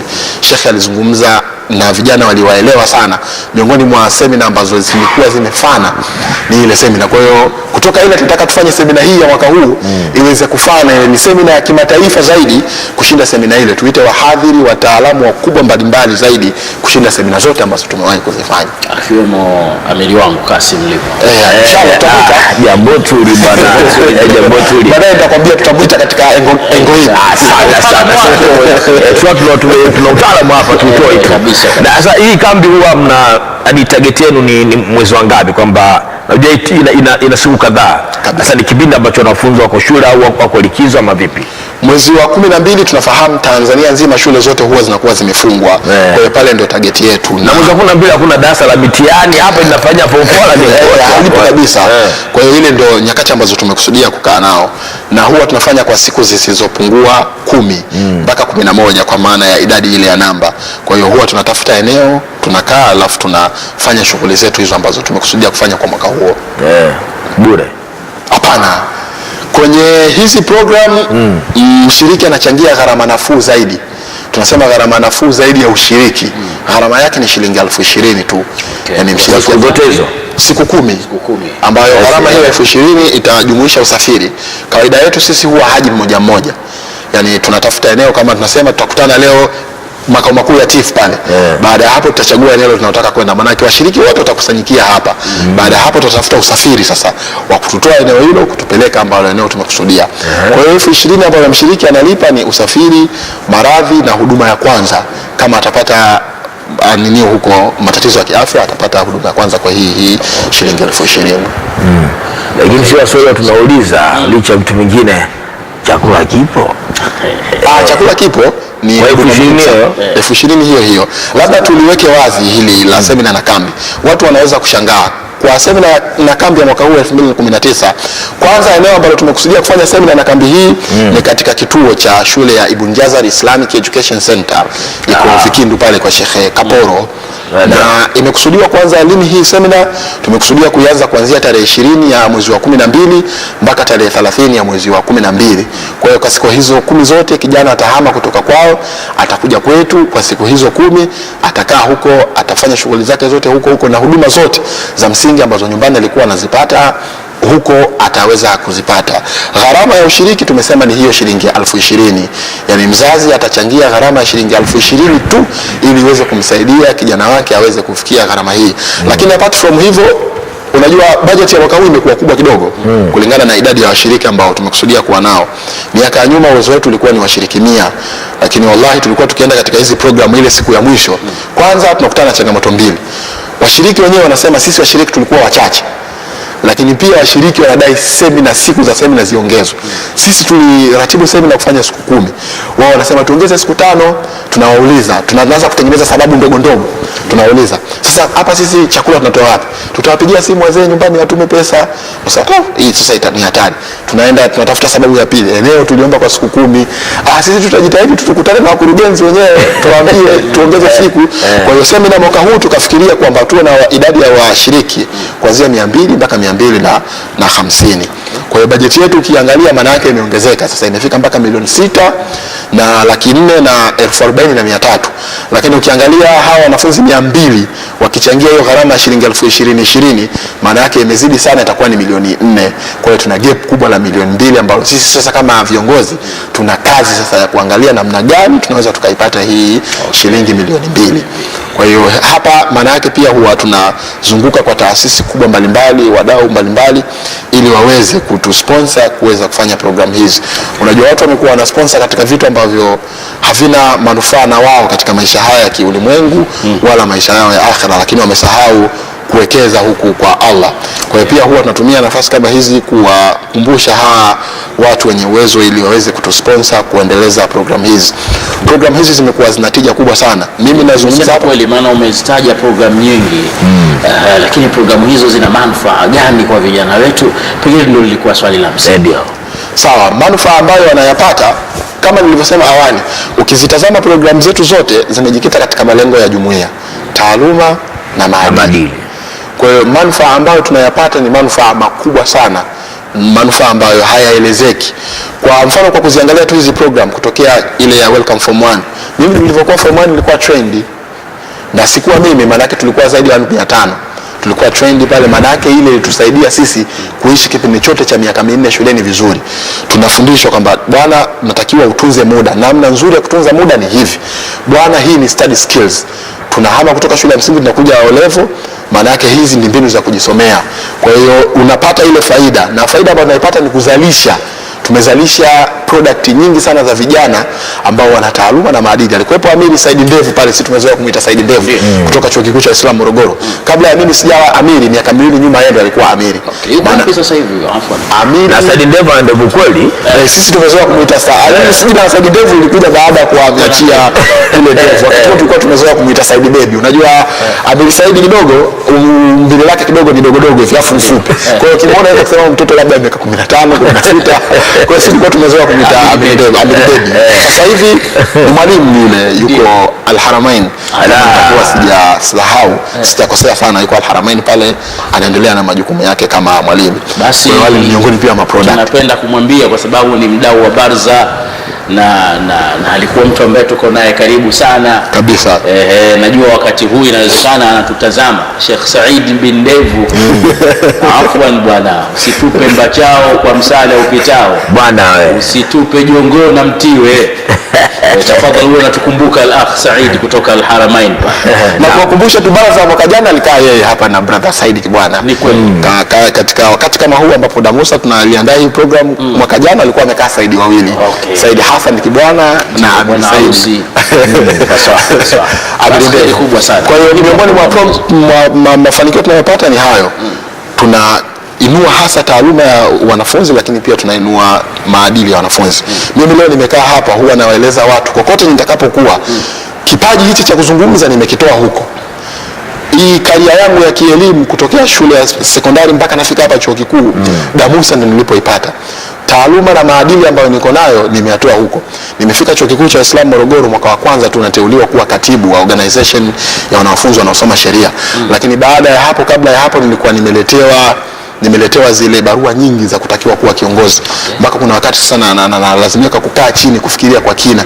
Hivi nikikubali hili na hili na lile na lile, je, shughuli zangu nyingine zinaweza zikafanikiwa? Na je, naweza kufanya? Naona hapana. Kwa mazingira haya naweza nikakwama. Kwa hiyo nachagua lile moja ambalo nahisi naweza nikaweka msaada wangu na nikafanya. Kwa hiyo tunapokuwa nje ya mkoa ule, mkoa mwingine tunaaminiwa. Yuko brother Abdallah Ali pale amerudi kufanya degree sasa hivi. Pia ni miongoni mwa products za Damusa. Tunasemaje kila mara, mwaka 2011 alihudhuria katika seminar na kambi ya Damusa. Mimi brother yule nimekutana naye mwaka 2010. Katika hizi program zetu mambo ambayo tunayafanya hapo tutakuja kuelezea mbeleni. Miongoni mwa kitu ambacho tunakifanya, tuna kitu kinaitwa taarifa ya habari ya siku. Tunaitengeneza ile taarifa ya habari ya siku, sisi kama viongozi inatusaidia kupata habari muhimu za matukio ya siku nzima. Sisi kama taasisi tulichokifanya siku nzima, wapi tulifanikiwa na wapi tulikwama. Brother Abdallah Ali aliwahi kusoma taarifa habari ambayo mpaka sasa haijawahi kusomwa. Na kutoka pale Brother Abdallah akaenda kusoma masuala ya kodi kule maeneo ya Msasani. Ikamsumbua kidogo. Baada ya hapo ndo tukakutana naye tukamwambia, brother, una kipaji wewe cha habari, hebu kafanya habari. Sasa hivi kwa chuo kikuu cha Islam cha Morogoro pale anafanya hiyo masuala ya habari. Na hata mimi wakati nachagua kwenda kusoma sheria, watu waliniambia, bwana, ukimaliza chuo usipate shida, namna ulivyo anaenda tu kwenye sheria moja kwa moja, ongoza. Usitaki kwenda ualimu, usitaki kwenda kusoma masuala ya ardhi, usitaki kwenda kusoma masuala ya kilimo, chochote, nenda kufanya sheria moja kwa moja. Kanaenda kufanya sheria. Na tunakutana nao pia katika seminar, unakaa na kijana siku 2 siku 3, na huyu daktari anamwambia, bwana, wewe pigana iwe siwe daktari. Tulitengeneza vijana mwaka 2012, ile ndio mwaka 2014, ile ndio Damusa bora ambayo imewahi kupita. Vijana wote walipata division 1. Sasa hivi wanaenda vyuo vikuu. Kila unayemgusa engineer sio ya nini, engineer sio ya nini, doctor of pharmacy, medicine doctor, mimi mwalimu. Ile ndio generation bora ambayo tumewahi kutengeneza Damusa. Kwa hiyo hizi miongoni mwa faida na matunda ambayo sisi kama Damusa, kwa hiyo kizazi bora ambacho mlichokitengeneza, hamna ndoto ya kutengeneza sasa kizazi kingine kama hicho ambacho kilichopita? Tunayo hiyo ndoto na tunaendelea kupambana. Hatuwezi kuzilinganisha generation moja na nyingine. Unajua kila generation inakuja na ubora wake. Kusema kweli, miongoni mwa vitu ambavyo nimejifunza kwenye generation ile ni ule muunganiko ambao walikuwa nao. Yaani pamoja sisi tulikuwa tunawakusanya, lakini wao wenyewe tayari pia walikuwa tayari kukusanyika na kusikiliza kile wanachofikishiwa kama wanafunzi. Wallahi alhamdu, walipambana sana. Kila unayemgusa katika matokeo yale form 4, ndani ya 12, ndani ya 13, ndani ya 15, aliyofeli sana alikuwa na division 2 ya 17. Huyo ndio alikuwa amefeli kweli kweli. Na wote hao tukawatengeneza, manake sasa hivi wanaenda vyuo vikuu kufanya hizi degree katika taaluma mbalimbali. Asante sana. Na Jafari. Ndio. Ametaja fani nyingi za vijana na nini, na yeye watu walimuona kwamba ana fani ya uanasheria. Ndio. Na mimi leo nimemuona na fani nyingine, nikamwambia, bwana, please hebu tuzungumze, mimi naona kitu fulani kwako. Ndio. Kipi hicho? Inshallah itakuja kubainika mbele safari. Tutakuja kumuona atoa unyumba katika fani nyingine ambayo haimwachi kuwa mwanasheria. Pengine katika hiyo fani ataendelea kuifanyia kazi ya uanasheria katika fani hiyo. Na hii sio kuhada na shidi. Wana anashidi wakitaka, yupo brother Abdullah Korongo pale chuo kikuu cha Islam Morogoro. Korongo nilikatilia kwenye baraza hapa siku moja, lakini lapo zake zile Korongo na ile ni taaluma yake, anaweza kabisa, na huwa tuna appreciate. Sisi tukichokaga kusoma chuoni, namwambia Abdullah, na miongoni mwa vipande vilivyoshika ni ile forest yes ni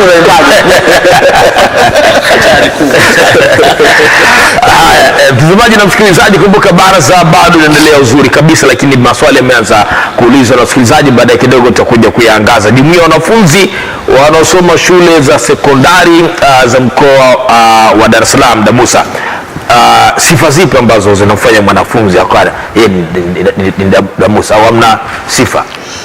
Kwanza, kijana wa Kiislamu. Pili, anaosoma shule za sekondari za mkoa wa Dar es Salaam.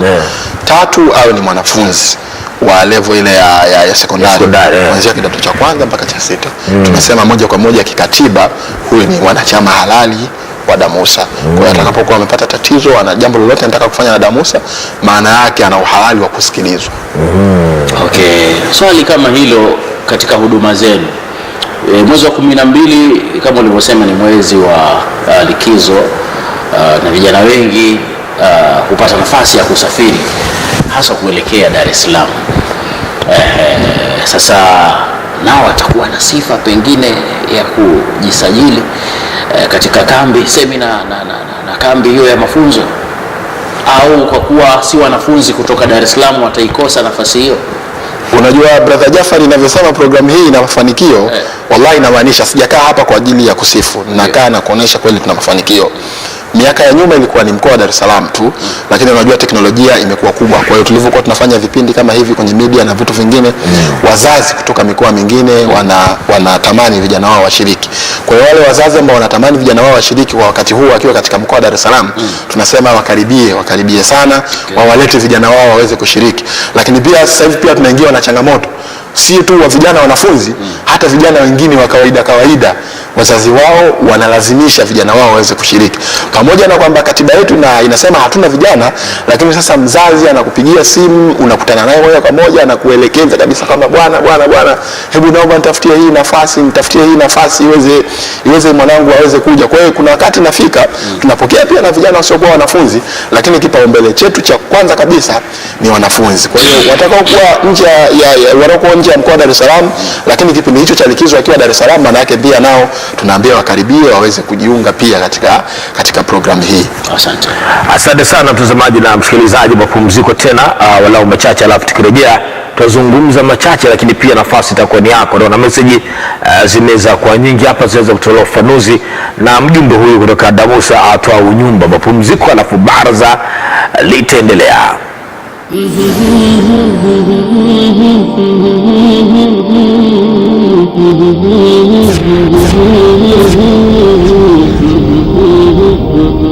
TV Iman Tanzania, elimu bila mipaka.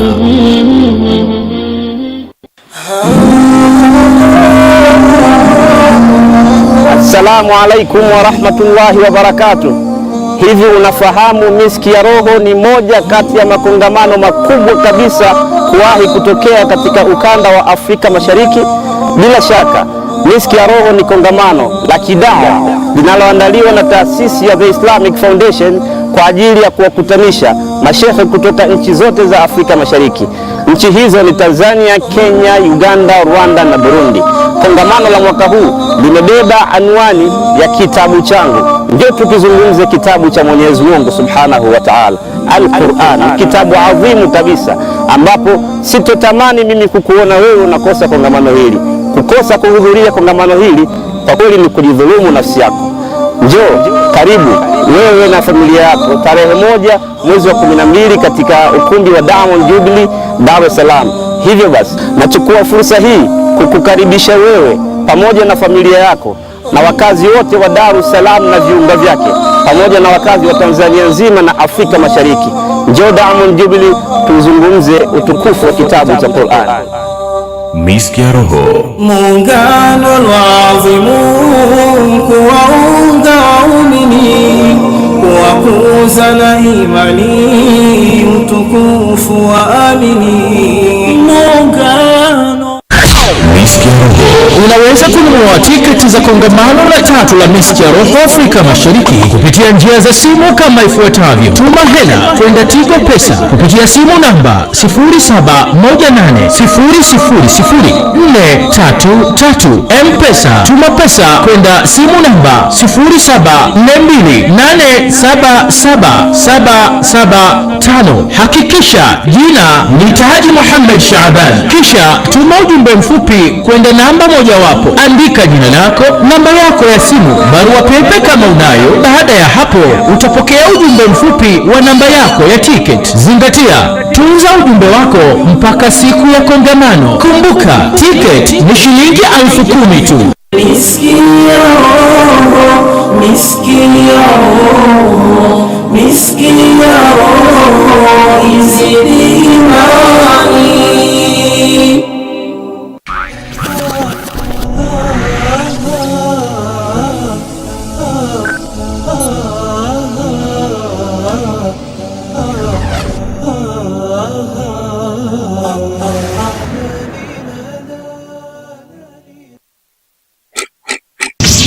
Mada nyeti.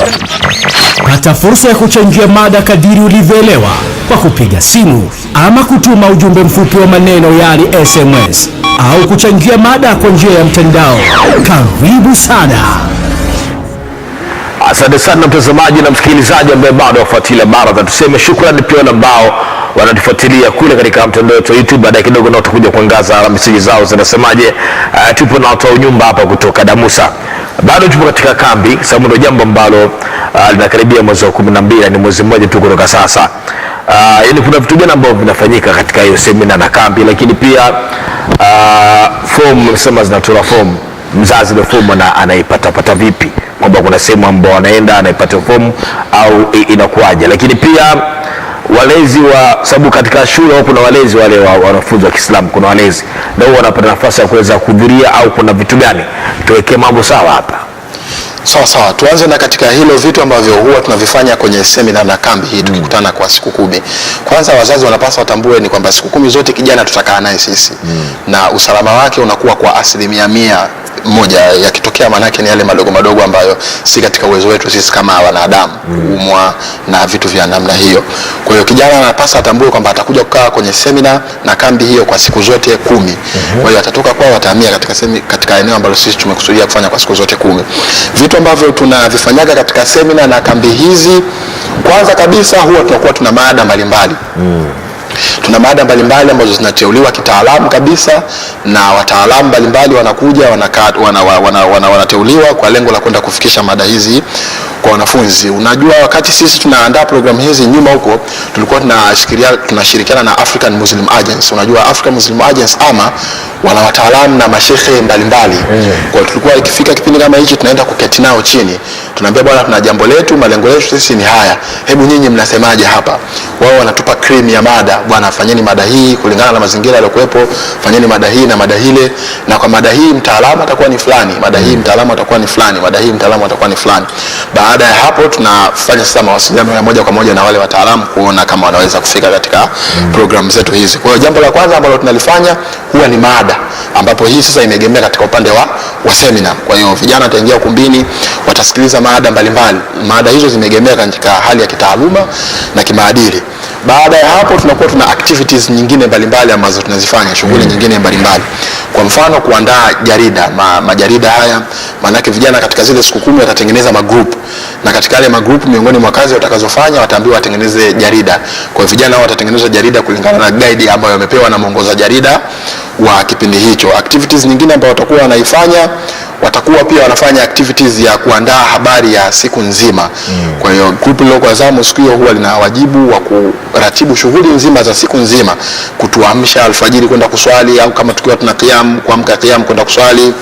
Lakini wataturatibu katika ufanyaji wa usafi, wataturatibu katika masuala ya namna gani tunaweza tukala, wataturatibu pia katika shughuli za semina, na baada ya hapo watatuletea habari ya siku nzima. Lakini kitu kingine ambacho huwa tunakifanya ni mentorship skills. Unajua vijana hawa wana ndoto mbalimbali. Kila mtu ana ndoto yake na kila mtu ana malengo yake. Kwa mfano mimi nilipokuwa Olevo nilikuwa na ndoto za kuwa pilot. I mean mrusha ndege ule rubani. Ungetwanga.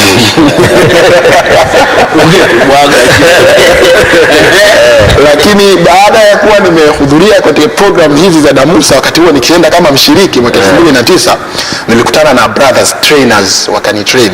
Wakaniambia, wewe bwana, kama ulivyosema brother Jaffa, bwana utatupiga kwenye miamba. Hebu tafuta kitu kingine cha kufanya. Wewe ulivyo haufai kabisa na hupendezei kuwa rubani. Maana yake kutoka pale nika change mindset kuelekea katika taaluma nyingine. Nikaelekea kwenye ualimu. Lakini kadri nilivyozidi kuwa nahudhuria program hizi kama mshiriki, achilia mbali kama mratibu, kama mshiriki, maana yake nilikuwa napokea matrainer wengine. Trainer wa mwisho akaniambia, nenda kasome sheria. Na hakuniambia tu nenda kasome sheria, akaniambia nakwambia kasome sheria kwa sababu wewe uko hivi. Akanitajia vitu vingine ambavyo mimi mwenyewe nilikuwa sijui kama ninavyo. Maana yake nikaenda kusoma hii sheria. Maana huku pia tunakutana na matrainer mbalimbali kutoka katika kada mbalimbali na taaluma mbalimbali, ambazo vijana wale wenye passion wanakaa, wanapata muda wa kukaa kabisa na hawa matrainer. Trainer na watrain, alafu yeye sasa kama kijana atamuuliza trainer kuhusiana na hiyo taaluma ambayo anataka. Kwa mfano mtu anataka kusoma udaktari, kwenye semina na kambi tuko na daktari Idi kwa siku zote 10. Huwa anakuwepo kule. Maana yake daktari apart from kwamba atakapotokea tatizo la afya yeye tunaenda kwake kwanza, lakini pia wakati wale watoto wanaotaka kwenda kusoma udaktari watakutana naye, wahasibu watakutana na wahasibu, watu wa taaluma watakutana na taaluma, watu wa sheria watakutana na watu wa sheria, kila kada. Kwa hiyo kitu kingine ambacho tunakifanya huko ni hiyo mentorship program. Lakini pia tuna mazoezi. Tuna mazoezi huwa tunafanya. Vitambi hivi vimekuwa vikubwa sasa. Miongoni mwa vitu ambavyo tunavifanya kule, tunakuwa tuna program ya mazoezi. Kwa vijana asubuhi wakiamka lazima wafanye mazoezi. Na activities nyingine ndogo ndogo ambazo lengo hasa ni kumjenga yule kijana. Unajua tunawajenga, lakini hawa wanatoka katika shule mbalimbali. Kwa hiyo miongoni pia mwa faida wanayopata ni wao wenyewe kuanza kufahamiana na kutengeneza udugu uliokuwa mzuri. Mimi nimesoma Mbagala Secondary O level, namzungumzia Said Kibwana, rafiki yangu miaka 10 sasa, amesoma Salma Kikwete. Mbagala mpaka maeneo ya Sinza Manzese kule ambapo brother Said amesoma. Lakini tulikuwa tunashirikiana katika majambo haya ya wanafunzi na mambo mengine. Kwa hiyo hizi ni miongoni mwa activities ambazo tunazifanya huko kwenye hizi programs za seminar na kambi. Na fomu wanapataje? Kwa sasa fomu zimeanza kutolewa na tunaendelea kusema kwamba nafasi zinaendelea kujaa. Kama nilivyosema awali, sisi uwezo wetu ni kuhudumia watu 200 mpaka 250. Watu wanaweza kujiuliza, shule za sekondari zina wanafunzi zaidi ya 100,000. Kwa nini nyinyi mmechagua 200 mpaka 250? Lengo letu sisi ni kutengeneza cream. Tutengeneze cream ambayo hiyo cream tutaitrain vizuri, ikirudi mashuleni mwao, wao sasa wakae wajumbe wazuri wa kufikisha kile ambacho walikipata kwenye semina na kambi zetu. Kwa tukikaa kule, miongoni mwa maazimio ambayo tunaondoka nayo siku ya mwisho wote ni kwamba vile ambavyo tumejifunza huku kwa siku zote 10, nyinyi kama wawakilishi wa mashule, makanda na maeneo, inapasa mrudi muende mkawafundisha na wenzenu. Sasa semina na kambi ya mwaka huu, mratibu ni brother Abubakari Mpini, ni mwanafunzi anasoma pale katika chuo cha ardhi. Yeye ndio mratibu mkuu wa semina hii. Kwa yule ambaye anahitaji fomu, maana yake awasiliane naye kwa simu, kwa namba ya simu ya 0712 792246. Yeye kama mratibu mkuu wa 0712 792246. Lakini huyu anapokuwa hivyo katika majukumu yake ya kiwanafunzi, wakati mwingine anabanwa, huwa anashirikiana na katibu mtendaji wa sasa wa Secretariat ya Damusa, brother Yahya Muhammad Njete, mwenye huwa anapenda kujiita Abu Islam, baba asiyokuwa na mtoto. Namba yake ya simu ni 0682 52 57 83, 0682 25 57 83. Lakini kwa pamoja huwa anashirikiana na brother Khalifa, mtu huyu wa graphics na design. Nilikuwa nasikia hapo unaambiwa uandae matangazo ya Misikia Roho. Huyu brother ndio huwa anatuandalia matangazo yetu sisi kama Damusa, ni mtu wa graphics. Brother Khalifa Said, namba yake ya simu ni 0653 118448. Ukiwasiliana na yoyote kati ya hao, wanaweza kukusaidia namna gani unaweza kupata hizi fomu kwa ajili ya kijana wako kuweza kushiriki katika programu hii. Asante sana. Tuangaze saa machache kutoka kwa wasikilizaji ama mengi kupitia nambari ya simu ya 0657387400. Kwako Sheikh. Naam, kwangu pengine kabla sijahitaja namba, Amiri, naomba nifikishe taarifa hizi kwamba mkuu wa chuo cha Al-Haramain pale jijini Dar es Salaam, Mwalimu Urassa almaarufu huyu, Mchaga aliacha biashara na kwenda kuwa mkuu katika masuala ya tasnia ya elimu. Amesema anafuatilia kipindi na amefurahi sana kumtaja mwalimu wake. Safi sana. Mwalimu Saidi Ndevu amejisikia faraja sana, anamjua na anamkubali kwa uwezo aliokuwa nao. Lakini pia Mwalimu Urassa ni jamaa yetu sana. Japo kwenye baraza aje kuketi hapa. Inshallah siku moja tutamwita kwa mwalimu aje aketi hapa. Ni ahbabi rasuli huyu. Sana ahbabi rasuli.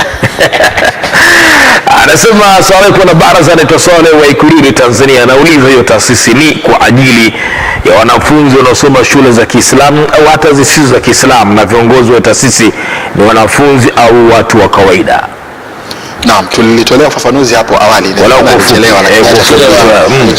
organization ni ya Kiislamu, yani majukumu yake wanafanya Kiislamu, lakini haijajikita kwenye shule za Kiislamu tu, imejikita katika shule zote za sekondari za mkoa wa Dar es Salaam.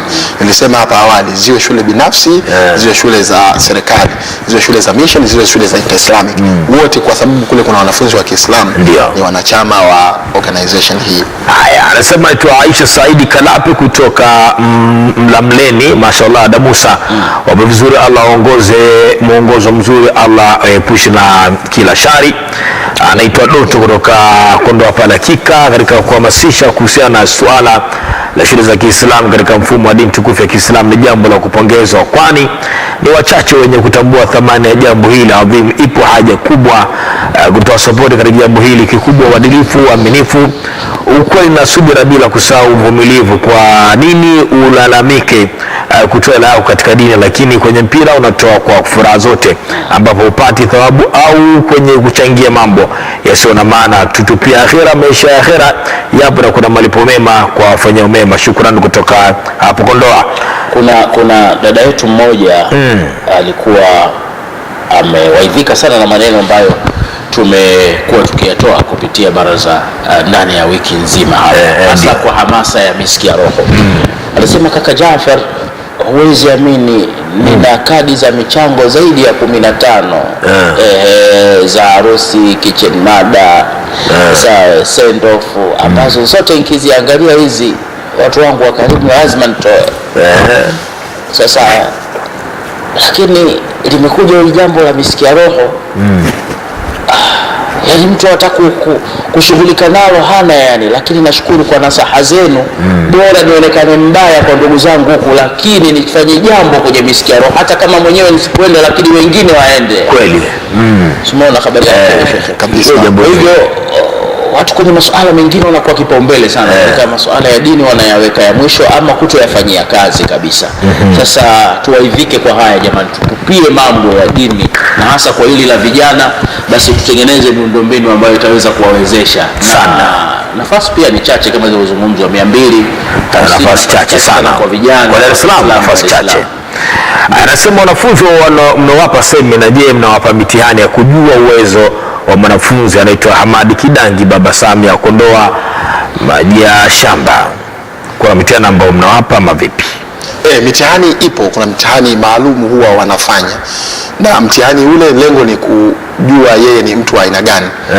Walimu wenyewe wanasema kwenye usomaji kuna watu wa aina 3.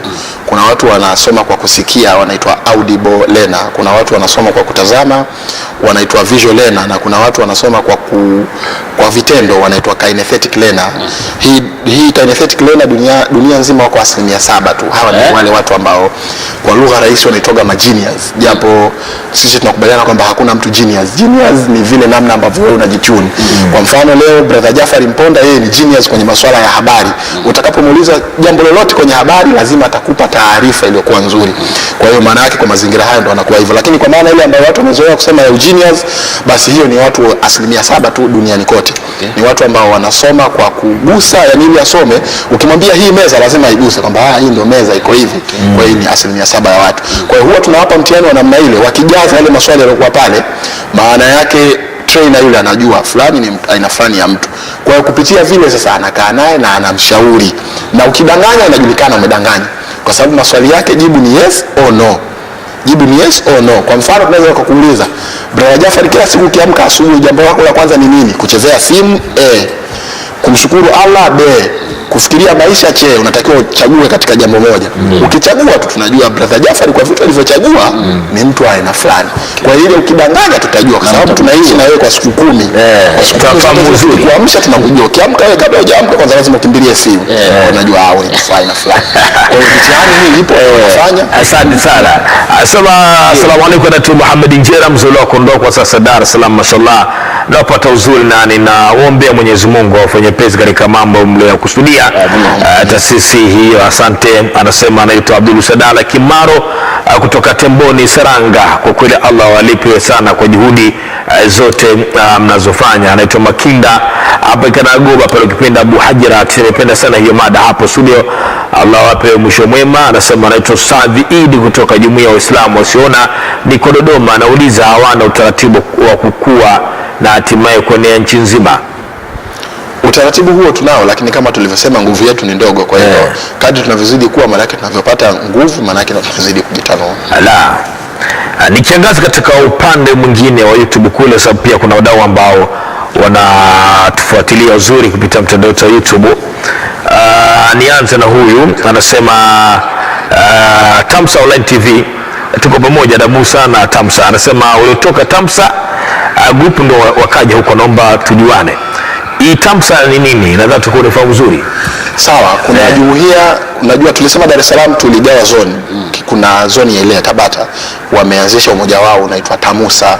Tabata Muslim shule zile zilizokuwa kule ukanda wa Tabata kama shule 7 hivi wameanzisha umoja wao wakajikusanya, kwa hiyo wanafanya mambo yao kwa umoja. Kwa sisi tunavyokuwa na jambo letu ukanda wa Tabata huwa hatupati shida. Tunatafuta amiri wa Tamusa wakati huo tunamfikishia, na siku 4 kabla sijasafiri kuja huku Morogoro waliniita kwa ajili ya kwenda kufanya program hii ya mentorship kwa vijana ambao wanataka kujiunga na walikuwa wanaenda kufanya mitihani yao ile ya kidato cha 4. Kwa hiyo wakatutafuta tukashirikiana nao tukafanya hii program ili kuwapa vijana nafasi ya kwenda kufanya huo mtihani. Kwa hiyo Tamusa hii ni organization iko pale. Lakini pia nashukuru katika upande wa YouTube kule wameweza kualikana katika hiyo seminar ya kama mwenyewe maalikana bana tuhudhurie. Tamusa akasema inshallah bwana tuhudhuria kwa wingi, jambo zuri bwana. Haya. Tunaendelea na mwingine anasema anaitwa Hamadi Mnaeka kutoka Buguruni Makukula, anauliza vipi kutakuwa na vyeti vya washiriki watakaohudhuria hiyo program? Naam, ni mjibu brother Ahmad Mnaeka na maswali ya kichokozi miongoni mwa zile product tunazungumzia, hiyo ni mojawapo. Brother Ahmad Mnaeka, vyeti vya ushiriki vitakuwapo. Unajua tunaishi katika dunia ya makaratasi sasa hivi sana, na training ambayo tutaifanya kule tunaifanya kisomi zaidi. Kwa hiyo lazima tu satisfied kwamba tulimtengeneza mtu kisomi. Kwa zile programs zote alizokuwa kule kwa siku 10 huwa anakabidhiwa cheti kwamba alishiriki mafunzo ya aina fulani, alifanyika sehemu fulani na alipata daraja fulani kwa kuhudhuria kitu fulani na fulani. Kwa hiyo vyeti vipo vizuri tu vinatolewa. Asante. 0657387400 nitafute hapo. Anasema asalamu alaykum, niwape kongole Damusa kwa harakati za kujenga kiimani na kielimu vijana wa Kiislamu. Swali langu, katika hiyo seminar na kambi wanatuhakikishiaje usalama wao kwa kuwaweka pamoja wanafunzi kike na wa kiume ndani ya siku 10? Dada mkubwa Fatuma Hussein Zubullah Makoka, Dar es Salaam. Yes, niliachia kulitolea ufafanuzi ile, nilitegemea tu nitaulizwa na wazazi makini kama hao. Ni kweli kabisa kwenye program hizi tunakuwa na vijana wa Kiislamu wa kike na wa kiume. Je, tunahakikisha vipi masuala ya usalama wao? Kwanza tuwatoe wasiwasi, eneo ambalo tunaenda kutumia kwa ajili ya semina na kambi ni shule kwa ajili ya wanafunzi wa kike na wa kiume. Kwa hiyo wenyewe wameitengeneza kuhakikisha wanafunzi wa kike watapatikana na wanafunzi wa kiume watapatikana. Swala la usalama hasa kwa mabinti huwa ndio inakuwa inaingiwa utata kidogo. Tumezungumza hapa, tuna idara maalum ya wasichana. Maana yake idara maalum ya wasichana chini ya amirati wa secretariat na amirati wa utendaji wa wakati huo, wao wanakuwa wana arrange vizuri sana masuala ya usalama na kwa kualika mamatron. Maana yake tutakuwa tuna matron mlezi kabisa, mama kutoka nje atakuja kwa ajili ya kutulea. Miaka 2 iliyopita nyuma tulikuwa na mama yetu, Allah amlipe kila la kheri, miongoni mwa wazazi ambao kijana wake pia alipita Damusa. Baada ya kuona ile tija ambayo kijana wake amepata, naye akawa anatamani kushiriki program hizi. Mama yetu, mama yake Hamisi Omar Mnako, brother yetu, Allah amlipe kila la kheri. Mama mara nyingi huwa ndo tunamtumia kama sehemu ya matroni wetu kwa ajili ya ulezi. Kwa hiyo mama pia yule ana jukumu jingine, wakati sisi ambapo tutakuwa hatupo, watoto wa kiume wanaendelea shughuli zetu, mama mara nyingi huwa anakaa na wale watoto wa kike, yeye kama mama sasa kuwafunza na kuwaelekeza watoto wa kike masuala mbalimbali ambayo yanawahusu wao kama watoto wa kike. Kwa hiyo huwa tunakuwa na matron ambaye anawasimamia. Kwa hiyo swala la usalama tunalihakikisha kwa 100%. Ikitokea maana yake ni iko nje ya uwezo wetu. Ndio. Alafu na kambi yenyewe sio kambi yetu wanaika magunia nini, ni shule shehe. Ndio la shule. Kwa usalama asilimia zote. Anaitwa Salma Kayoka wa Goroka, Dar es Salaam. Allah iongeze taasisi.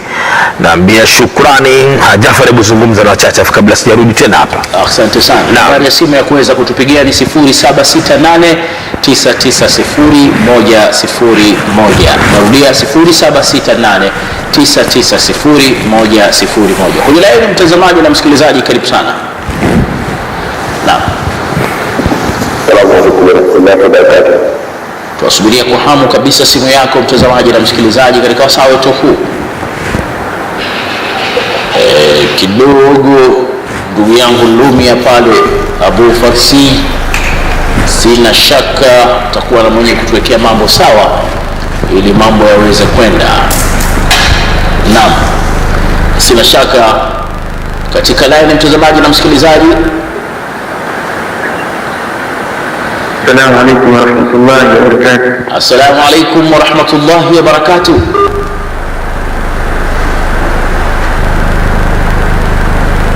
bado usikivu si mzuri.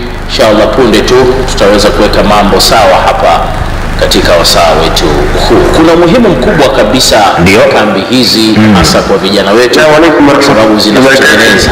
Mimi nilipata kuhudhuria wakati niko Olevo, kambi moja ilifanyika Ununio. Ilifanyika Ununio kule na iliandaliwa na jumuiya hii ya MOA.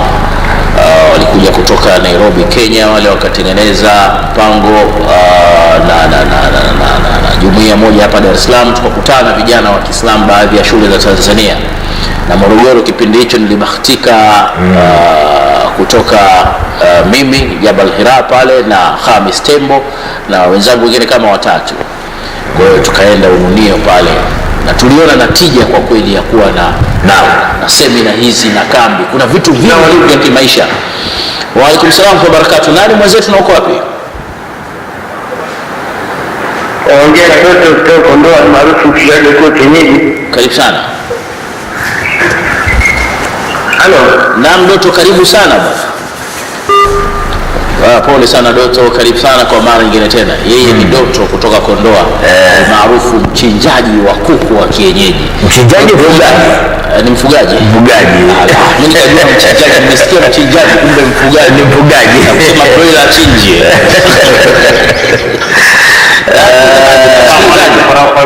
Wa alaikum salaam. Nani mwenzetu na uko wapi? Abasala hapa kidogo tu tena Sabasaba kwa mkoa wa Morogoro. Abasala, fursa ni kwako, karibu sana ndugu yangu. Ni kwanza kabisa nimpongeze ndugu yangu hapo kwa kuleta mada hiyo hewani. Sasa wazazi na walezi wachangamkie fursa kwa lengo la kuwajengea watoto wetu misingi iliyokuwa mizuri, sababu nimefuatia kipindi mwanzo mpaka mwisho, wala alhamdulillah ndugu yetu hapo kaelezea mambo mazuri na muhimu sana. Sasa nataka kama mzazi ashinde kumpeleka mtoto wake katika sehemu ambapo anaenda kuelewa kiroho, kiakili mpaka kifikra, lengo kumwandaa maisha yake hapa duniani kwa kesho. Sasa kwa hiyo tukiingie kusaidi za dini kwa lengo la kuwasaidia watoto wetu. Lakini kama leo katika laini tumekee jambo kidogo, leo ndio nitakuwa katika msikiti wa Mazimbu pale ambao imamu mtweni na taksejani kwa wadau wanahitaji kujenga msikiti ya roho, basi tutakuwa pale kwa ajili kwa wingi ili waje kujipatia tiketi zao. Asalamu alaykum wa rahmatullahi wa barakatuh. Wa alaykum salaam wa barakatuh. Kigozi wa Kigozi anasema leo atakuwepo Jashi. Ndio. Imamu wa kwanza kabisa kukata tiketi ya miski ya roho. Safi. Ndio. Ataunguruma pale Kigozi. Ataunguruma pale Kigozi wa Kigozi leo. Lakini hili linatupa picha ipi kwamba imamu umekuwa wa kwanza. Tunategemea waumini wake wote ataongozana nao kwenda Dar es Salaam. Maana yeye kama kiongozi kashaonyesha mfano yake. Maana kiongozi lazima uonyeshe mfano. Kiongozi lazima uvae vizuri. Kweli. Ule vizuri. Si imamu bwana. Imamu bwana. Ndio. Unajua kuna picha hapa inanijenga kichwani.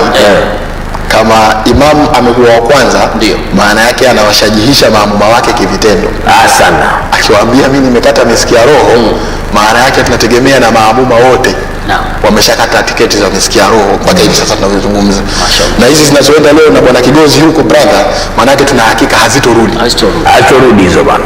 Hapo ya Jumalo hazirudi kabisa. Mazimbu msimwangushe Imamu Jashi. Sana. Kabisa kwa sababu yeye mapema ashakata tiketi yake kwa ajili ya kushiriki miski ya roho. Na kwenye laini mtazamaji na msikilizaji. Naam. Wa alaikum salaam wa barakatuh. Unaitwa nani na uko wapi?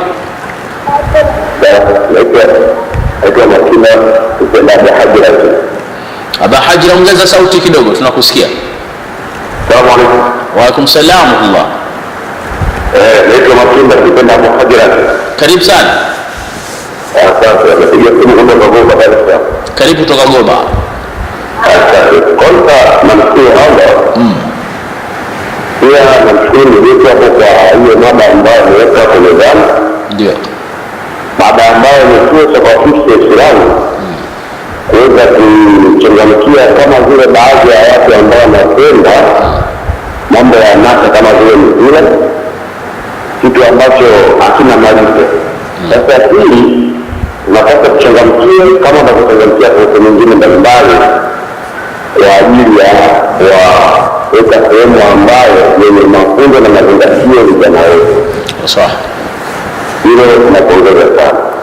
Ingine kama vile ni jambo kukumbushia kuhusiana kwa Alhamisi ya Roho, kwa maana kwamba hili jambo ni jambo zuri, tunapaswa hata kama watu ambao wanapenda kuposti vitu mbalimbali kwenye mitandao, nilikuwa naomba au na washauri ndugu zangu kuchangamkia kuposti vitu vya msingi, mfano kama hivyo kuhamasishana kwamba tarehe 1 mwezi wa 12 Mwenyezi Mungu ataleta heri, basi kuhamasishana kujae, yaani kujaze ni ukumi mpaka uwe mdogo.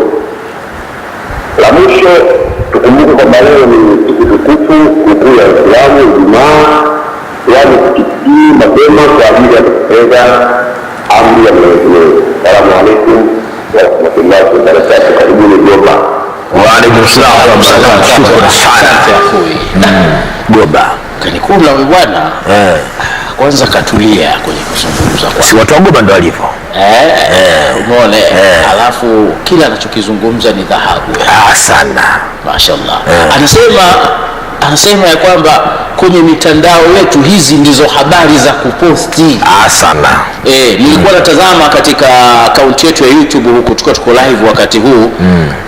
Umeitaja hii TV ya Tamusa Online TV. Ndio. Hawa wameitikia kauli kwa vitendo, wakasema bwana, hii program ndio ya kujiunga nayo hii. Sana. Kwa hiyo ndugu yetu kupitia wadau wake wengine wanatupata kupitia kipindi cha muziki cha Banza katika siku hii leo. Sasa hivi ndio vitu vya kuposti, miski ya roho ndio hiyo inakuja na wewe, hamasisha upate fungu lako la kuhamasisha katika mambo ya kheri namna hii. Kweli, kwa sababu niambie, utakosa ndugu yangu kama umehamasisha watu kwenda katika miski ya roho? Shekha ukose bwana. Na ukihamasisha kwenda katika rusha roho? Hapo brother Jafari, niongezee kitu. Nilikueleza hapa awali wakati tuko mapumziko, unajua hili kongamano la miski ya roho mwakani inshallah ikifanyika, mtutafutie pa kutuweka. Tunawaahidi kwamba ile Diamond Jubilee sasa hivi itakuwa haitoshi, na mwakani mtutafutie eneo jingine ambalo mnaweza mkatuweka tukafanya hii miski ya roho. Na mpaka sasa haitoshi, sababu watu wanaotakiwa huwa wamekewa kiwango. Maanake waratibu wao wana idadi ya watu ambao wanaweza kuwahudumia kulingana na mazingira ya ukumbi namna ulivyo, lakini sasa waendaji ndio tuko wengi ambao tunataka kwenda. Mimi nishasema hapa tarehe 28 29 inshallah safari inatiririka kuelekea Dar es Salaam kwa ajili ya hii kitu, na watu waliokuwa Dar es Salaam huko wako wengi ambao wanaweza kwenda, na watu kutoka mikoani pia wanaratibu kwenda. Maana yake tuna expect kwamba mpaka itakapofika hiyo siku saa 11 alfajiri watu watakuwa washajaa. Atakaye kuja saa 1 saa 2 atatusamehe tu kwa wakati huo, tunaomba radhi kabisa kwamba atakaa nje au anaweza akarejea nyumbani kabisa. Ila mwakani mfikirie sasa wapi mnaweza kwenda tena kutuweka ili tuweze kuingia sisi sote, maanake hamasa hii imekuwa kubwa kwenye mitandao ya kijamii. Kila ukipita mabango ni miski ya roho, WhatsApp status, kwenye magrupu, habari ya mjini vijana tunasema kwa sasa miski ya roho. Miski ya roho ndio habari ya mjini kwa sasa. Asante. Wewe unapendekeza mwakani biidhnillah, mapendekezo yako, pengine viongozi wanakusikia kupitia mkurugenzi Taji Mohamed Abbas. Sawa, mwakani kwanza tunafikiria isifanyike tena Dar es Salaam, tunataka pia ipatikane ladha maeneo mengine. Maanake hii ni awamu ya 3 ya miski ya roho, na awamu zote zimefanyika watu wa maeneo tu ya Dar es Salaam, na tunatamani maybe mwakani tulifanyie Mkwakwani pale Morogoro, na sisi sasa watu wa Mkwakwani Tanga leo sasa Tanga kule hapa Morogoro, ili sasa na sisi watu wa mikoa mingine hii tuweze kustafidi, na kama mnatulazimisha tu na tuende Dar es Salaam tutaenda, lakini mtutafutie eneo jingine ambalo mnahisi sasa tunaweza tukaingia. Kwa mfano uwanja ule wa taifa wa michezo wa Dar es Salaam pale unaketi watu 60,000 na watu wakisimama tutazidi ya 80, na tuna hakika kabisa kwa jambo hili watu 60 pale tunaingia hapa, sina shaka ya aina yoyote ile. Kwa hiyo maombi yetu sisi ni hayo mawili. Kwanza wasitupeleke tena Dar es Salaam kwenye awamu ile ya 4 ya miski ya roho, lakini pia kama watalazimisha kwenda Dar es Salaam basi tutafutie eneo jingine ambalo wanahisi tunaweza tukaketi watu 60,000. Unajua Diamond Jubilee hawaketi watu 60,000 kwa namna ya viti vikiwa setted. Kwa hiyo watutafutie eneo jingine ambalo tunaweza tukakaa.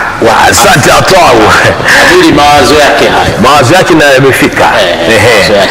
Anasema anaitwa Rahmati Mjindila, anaishi Uyole, Mbeya. Anashukuru ndugu zetu kwa harakati wanazofanya hii ili vijana wetu waweze kujitambua. Allah atuongoze taasisi.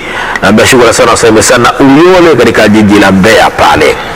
Anasema je, ukihitaji ushiriko na idara hii wanawake yawezekana? Kama yawezekana, nahitaji mawasiliano yao tafadhali. Anaitwa Mirati Tamsia, mkoa wa Tabora, Umudhari. Huyu wataka ushirikiano ile kamati ya wanawake kabisa. Kamati ile ya wanawake imekuwa ikishirikiana na wanawake wenzi wao kutoka maeneo mbalimbali ili kubadilishana mawazo. Unajua sisi tunapokea mawazo kutoka maeneo mbalimbali. Sisi tumelileta hili, lakini kiutendaji tunapokea mawazo kwa watu wengine ili waweze kulinini. Labda nimwachie namba yangu baada ya kutoka hapa anitafute ili niweze kumuunganisha na Amirati wa Secretariat yao. Sasa achukue namba yangu ni 0719 52 38 51. Baada ya hapa nitafute moja kwa moja, nitamuunganisha kwenda kwa Amirati huyo wa Secretariat ya Damusa. Haya, huyu hapa anasema ili tuwe na afya nzuri na inakubidi ule vizuri, na ili uwe na moyo safi inabidi udhuriwe kwenye kongamano la Miski ya Roho. Shukrani sana ndugu yetu Mama Sumaiya kutoka Kibaha mwenda pole. Haya, Suleiman Sembulo nawapongeza, shukrani sana pia, tuko pamoja, anapata uzuri. Jamal Burhani, Jafari mwingine tena tuzungumze naye. Asante sana, nimepata nafasi ya kuweza kuzungumza nawe tena mtazamaji na msikilizaji katika line. Kumbuka nambari ya simu ya kutupigia ni 0768990101. Karibu tafadhali. Assalamu alaykum warahmatullahi wabarakatuh. Wa alaykum salaam warahmatullahi. Waitwa nani mwenzetu na uko? Na mimi nitakuwa nimewekwa swali la imani kama na tarafa. Karibu sana. Halo.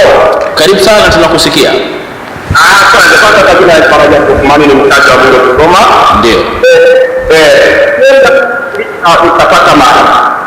Ukipenda kitu utapata hekima. Na imani ndio imani kwa anga.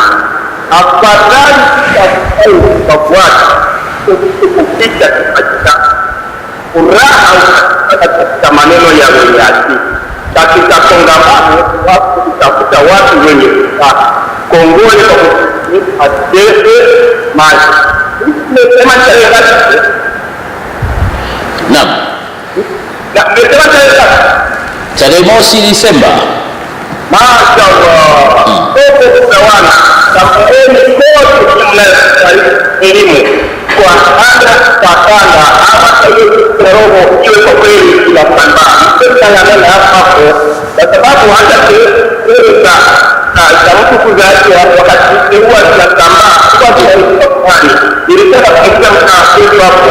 Haikiu ninakuwa wapi katika waweza kandia kama Wa alaykum salaam wa barakatuh. Wakati nasoma sayari ya Iman al-Khamis, bimaana jana nilisoma habari moja kutoka Kigoma. Ndio. Moja kati ya vitu vilivyonivutia katika habari ile, mzee mmoja mtu mzima hata kutembea anasaidiwa na mkongoja. Sasa ametia nia miongoni mwa waliotia nia kutoka Kigoma. Mzee mtu mzima, dhiki anazozipata katika kutembea kwake, kasema vyovyote iwavyo nimetia nia ya kwenda Diamond Jubilee katika kongamano la Miski ya Roho. Huyu ni mzee mtu mzima kweli. Sasa wenzangu na mimi vijana wenzangu wenye nguvu zetu tunapata mazingatio gani hapa katika masiku yenyewe haya yenye kunyambulika na kuhesabika kiuhai? Kweli. Na mimi nikumbuke moja tukio katika sayari imani pia kwa Jumanne, si Jumatano, kitu kama hiko. kwa kuna mahafali ya shule. Sasa walimu wale walikuwa wanapewa zawadi. Kwa akatoka mzazi mmoja akamkabidhi mwalimu mkuu wa shule tiketi ya Miskia Roho, na wewe mwalimu uende. Bwana. Baba ndio zawadi yangu hii bwana. Kubwa sana, kubwa sana. Naam bwana. Naam. Lakini pia tupongeze ndugu yetu kutoka Kigoma, Rajabu Lukumani kutoka Kigoma, kwa sababu nao pia wamejipanga uzuri kabisa kuweza kuhudhuria. Ukacha mikoa mingine Morogoro na mikoa mingine, lakini pia Kigoma nao wamejipanga uzuri. Shukrani. Naam, tupate simu nyingine katika line.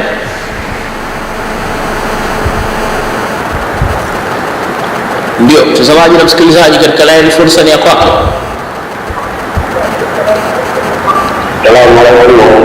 Wa alaikum salaam wa rahmatullahi wa barakatuh. Nani mwenzetu na uko wapi?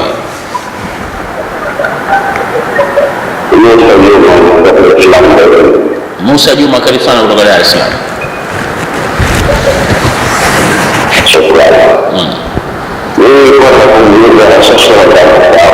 Ndio. Inaruhusiwa kwa mtu mzima kwenda kusoma kwenye nchi ya Tanzania au wanafunzi ambao wanatumia wanatoka kwa mtu mzima bila kuruhusiwa ile mambo. Okay, pole sana Walikuwa na mambo mawili huyo. Sasa kama tutakuwa tujamsikia vibaya, ameulizia kuhusu watu wazima kuweza kushiriki kwenye program za namna hii. Unajua idadi ambayo tuko nayo ni wanafunzi 250 na hiyo kuna wakati huwa tunaingia changamoto kidogo, maana yake inaweza ikawa kubwa kuliko hapo tulikofikiria. Kwa hiyo kwa watu wazima kwa sasa huwa hatufikirii, maana yake nafasi ambazo tunakuwa nazo ni za wanafunzi tu na vijana hawa wanaosoma shule za sekondari. Kwa hiyo watu wazima kidogo inakuwa inatuia ugumu, kwa sababu tu hata hao wanafunzi kuna wakati wengine pia tunawaacha kulingana na bajeti na mazingira ambayo sisi tuko nayo kwa wakati huu. Sana. Kwa watu wazima nyie isheni kutamani tu nafasi za watoto wetu hizo, waacheni wakafunzwe masuala yao ya msingi ya kielimu. Ndio, nipate simu nyingine. Naam, unachosha.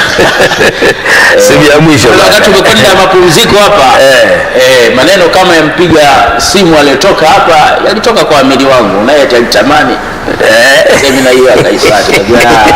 Amiri, jambo limepita.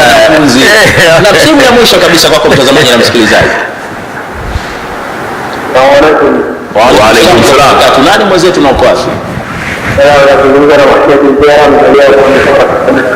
Karibu sana ndugu yetu.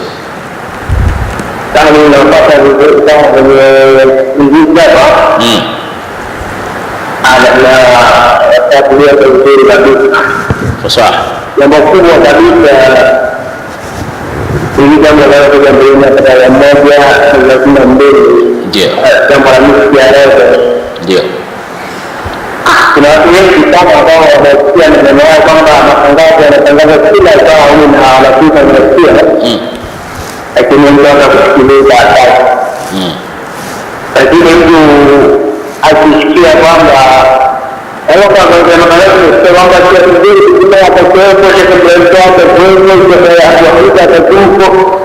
lakini mtu hana hata muda wa kusikiliza. Akisikia tu yote anakuja mwezi ngapi anaweza akanunua, yaani jezi anaweza akanunua hata mbili kwanza kusafisha.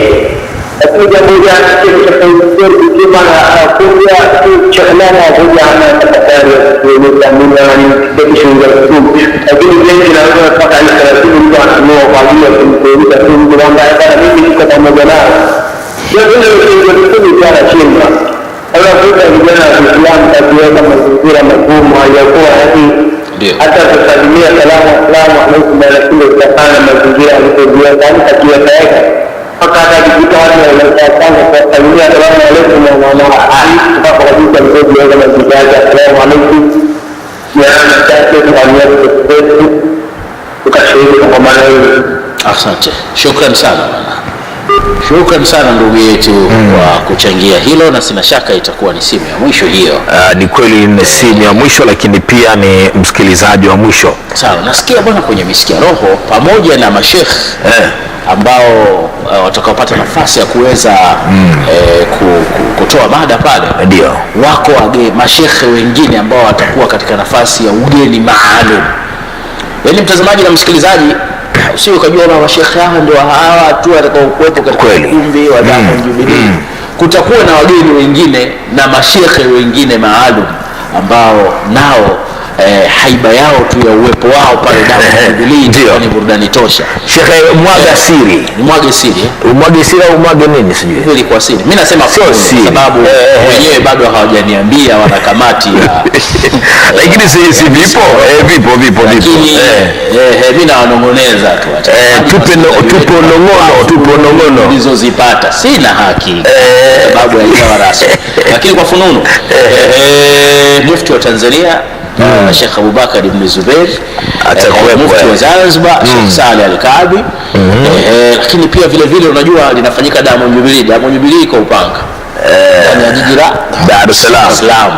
Alafu tunajua brother mkuu wa mkoa wa Dar es Salaam mtu wa kutoka sana katika mambo haya. Kwa hiyo mkuu wa mkoa bwana Paul Makonda atakuja kupata sabuni ya roho hapo. Jambo zuri. Jambo zuri. Lakini pia vile aliyepitia Damusa. Waziri aliyepitia Damusa. Waziri wa TAMISEMI Mheshimiwa Jafo Suleiman Said katika wageni maalum. Tunategemea insha Allah fununu yani hizo ndio watakuja kuzungumza katika kipindi insha Allah kama liko kweli au la. Lakini rais wa taasisi ya Al-Hikma Sheikh Abdul Qadir Al-Ahdal insha Allah biidhnillah, mhadhiri khatib kutoka nchini Kenya. Wageni maalum wao Sheikh ndio Sheikh Muhammad Abdi biidhnillah. Lakini kuna mashekhe wengine wa haraka hapa. Amiri Basuta, Sheikh unamjua huyu? Mimi nikutajie tu Sheikh Ali Fundi babu almaarufu babu. Ushaona na watu walikuwa wanauliza kule, jamani babu vipi jamani? Babu inshallah biidhnillah katika wageni maalum. Lakini amiri baraza kuu Sheikh Musa Kundecha mzee wa mistari huyu inshallah biidhnillah. Atul ulama Sheikh Amrani Kilemile au sio bwana?